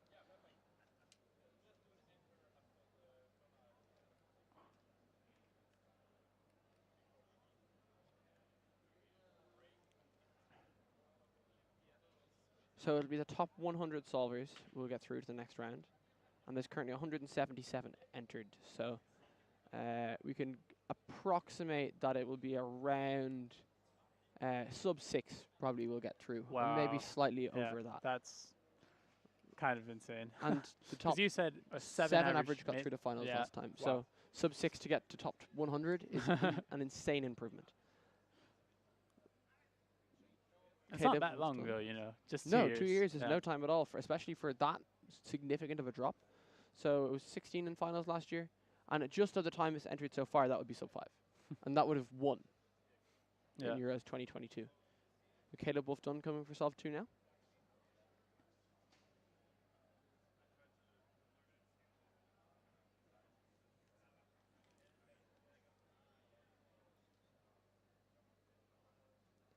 Is that a 355 for Caleb?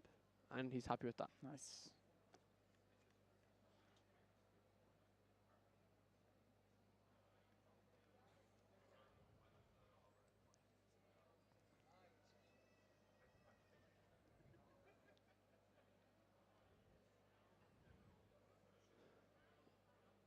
Here we have Cham now coming for solve 3.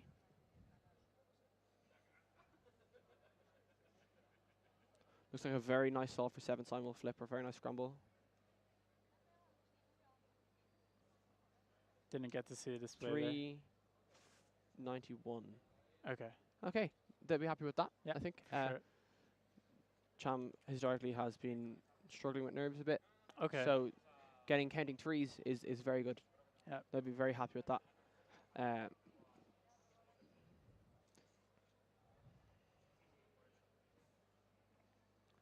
So once again, our top.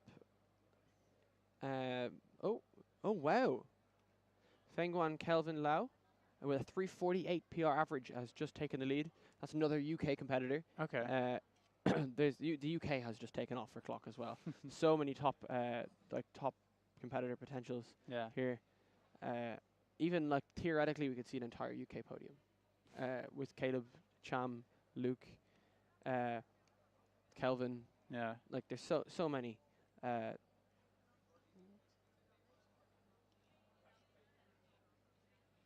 Did you know Kelvin to be practicing a lot of clock? Kelvin's been practicing for a while now. I haven't spoken to them Okay. really much at all, but having seen their results. Yeah. And it looks like and Eric there's Eric. finally got. And Anthony Suchik. Anthony actually beat Eric then. Wow. Yeah. So currently 3rd place before any other results are entered is 348, which is nearly half as fast, or half the time to get to finals last year. In fact, less than half the time to get to finals last year. So, not last year, last time. Apologies.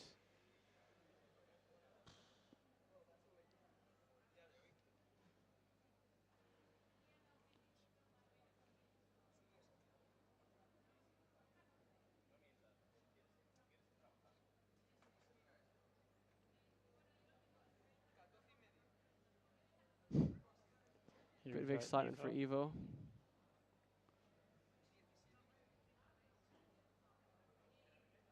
That's pretty fast.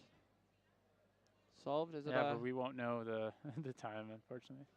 No. Timofey. He's right nodding next his head to him. though, he looks happy. Yeah. I think he's trying to keep calm. I think he's on Oh, pace for a good Josete average for is- himself. Josete's doing some Display display changes. changes. That's hopefully. great. We need that. And I think we've got Cham getting ready to do their solve. It's terrifying watching Timofey pick up a clock because I know what's going to happen. Oh. DNF. It looked like a 5 or 6.17 or something like that. Connor Smith there in the Irish competitor jacket. I think everyone is jealous of the Team Ireland jackets. I- They look beautiful. I genuinely am so shocked at how well they turned out. Like I mean, I knew they were going to look good, but I didn't realize they were going to look that good. They just really. It was Kieran organised them, and he did the designs and stuff. And Yeah. he really. If there's anything I've heard all day, it's just Speakeasy Ireland has some great jackets. You can see them a mile away. You Yeah. can, they're so distinctive. Caleb Wolfdon not happy with the 492, but Yeah, I think he knows he'll make Yeah, yeah, yeah. and He's- yeah. he's not Yeah. disappointed. But And also now we're at 7, like close to 7:15. yeah, exactly. Yeah. It's been a very long Very day. long day. Tons of solves have been done today. People are gonna get ready to go for bed pretty soon. Yeah, it's been A long one. a very Yeah. long day. There's some empty stations here. Looks like we might be coming to the end of the group. We're nearing the end of the group. Evo again. So he's probably either on his 4th or 5th solve by now. I guess we might be able to tell by his reactions.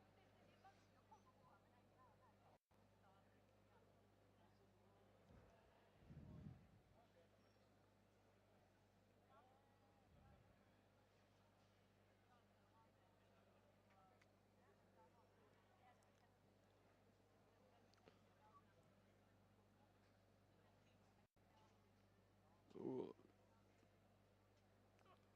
501, I believe. Yeah, not happy with that. And I think they're getting ready to switch up. Josete there, changing it to display.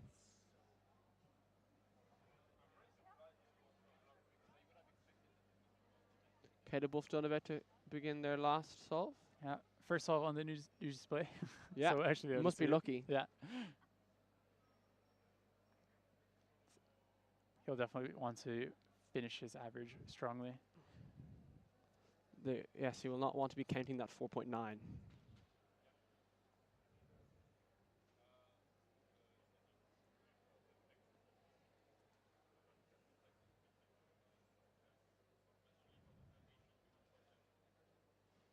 Ooh. Ooh.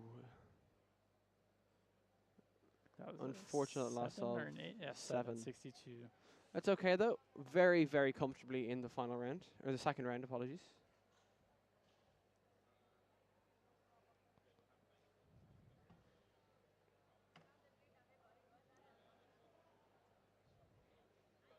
It's very tricky. You can make one, especially depending on the simul move that you do.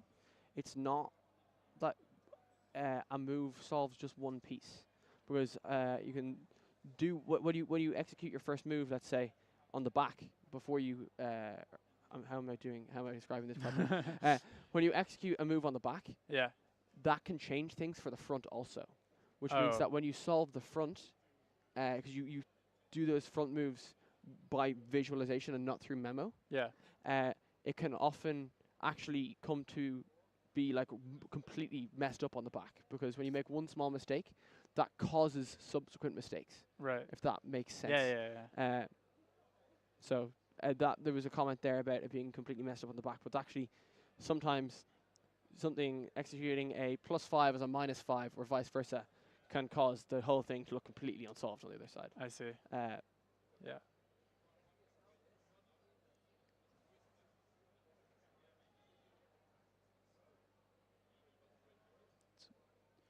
It's already through there for P, who is running this whole Running streaming. this whole stream, and Yeah. he's done an excellent job, I have to say. Yeah. Uh, If there's anyone that I hope gets good rest tonight, I hope it's him.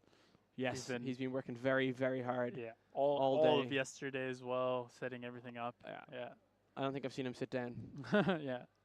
Besides just doing his solves. Besides doing his solves, but that's not relaxing at all. Is that Namoon there on the yellow stage? It looks like it.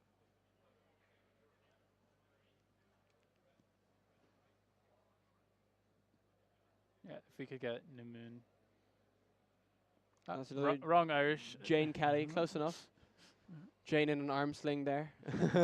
Oh, really? I But think is she still able it's to use her hand? operational enough that Okay. she can solve.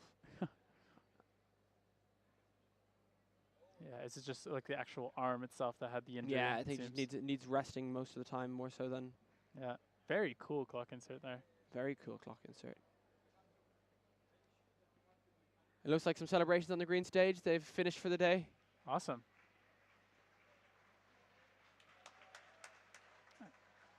Bit of a round of applause there. Hopefully that doesn't distract any current competitors. I believe with that the day has Largely up. finished, Yeah. yeah. Couple Okay. more solves Yeah. to do. on the other stages.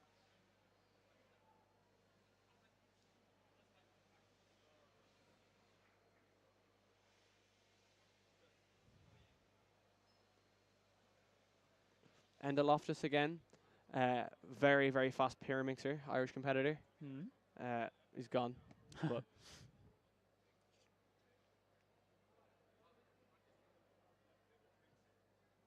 and I got Ireland's first sub-1 Pyramix average. Sub-2. It's not sub-1. That would be crazy. Not yet. Not yet. Yeah. So and I got Ireland's first sub-2 Pyramix average. Oh, very still, nice. still far and away better than everybody else.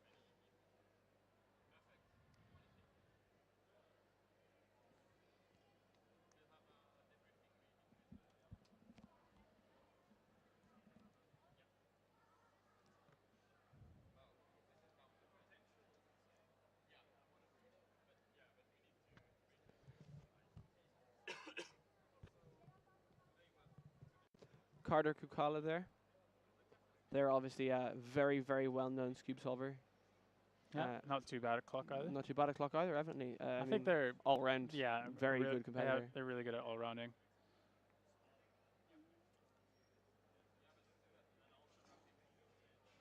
Carter is very good at clock. Carter has a 4.46 PR average and a 3.60 PR single. Very so nice. Yeah. Very nice indeed.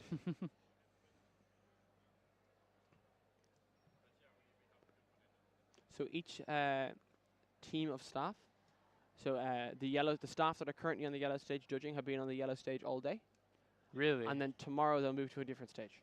And Wow. so So all those are the troopers right there. the whole team will move stage every day. Yeah. But they really have been there all day. They've Yeah. been swapping from running, judging, scrambling the whole time, and they get Wow. very little breaks. So it's very, very intense Yeah. for everyone involved. But they do a very good job of it, and there's been no mistakes, nothing major that I've heard of. Yeah. So Yeah. it all comes down to good Yeah, organization at the I end mean, of the day. the staff definitely deserves a massive round of applause. They've done a fantastic job on their first day. Unfortunate DNF apparently from Eleanor. Uh, She won't be happy with that. She was getting excited in the waiting area, I believe.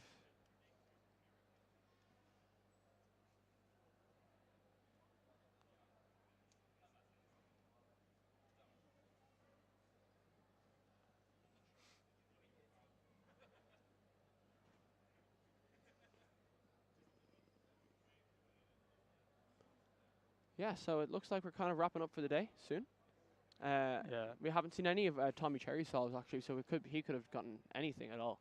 Yeah. I think we would have put a few cheers. I think it was out on the blue stage, stage, or yeah. something, So which is right next to where we are. So, but yeah, haven't heard anything. after the first rounds, all of the competitors will hopefully be on the green stage the entire time, or all Yeah, the top moving forward, competitors. Yeah. So it's just Yeah. Was unfortunate. it was just clock that had that mix up with the stages? There was a couple of issues with like 3 Blind, I think, had some of it. It was very weird. Some Right. software went buggy at some stage, and Yeah. it's just I mean, when you have so many competitors and so many events. exactly. There's just so much going on. Something's bound to If slip, that is yeah. the only thing that went wrong.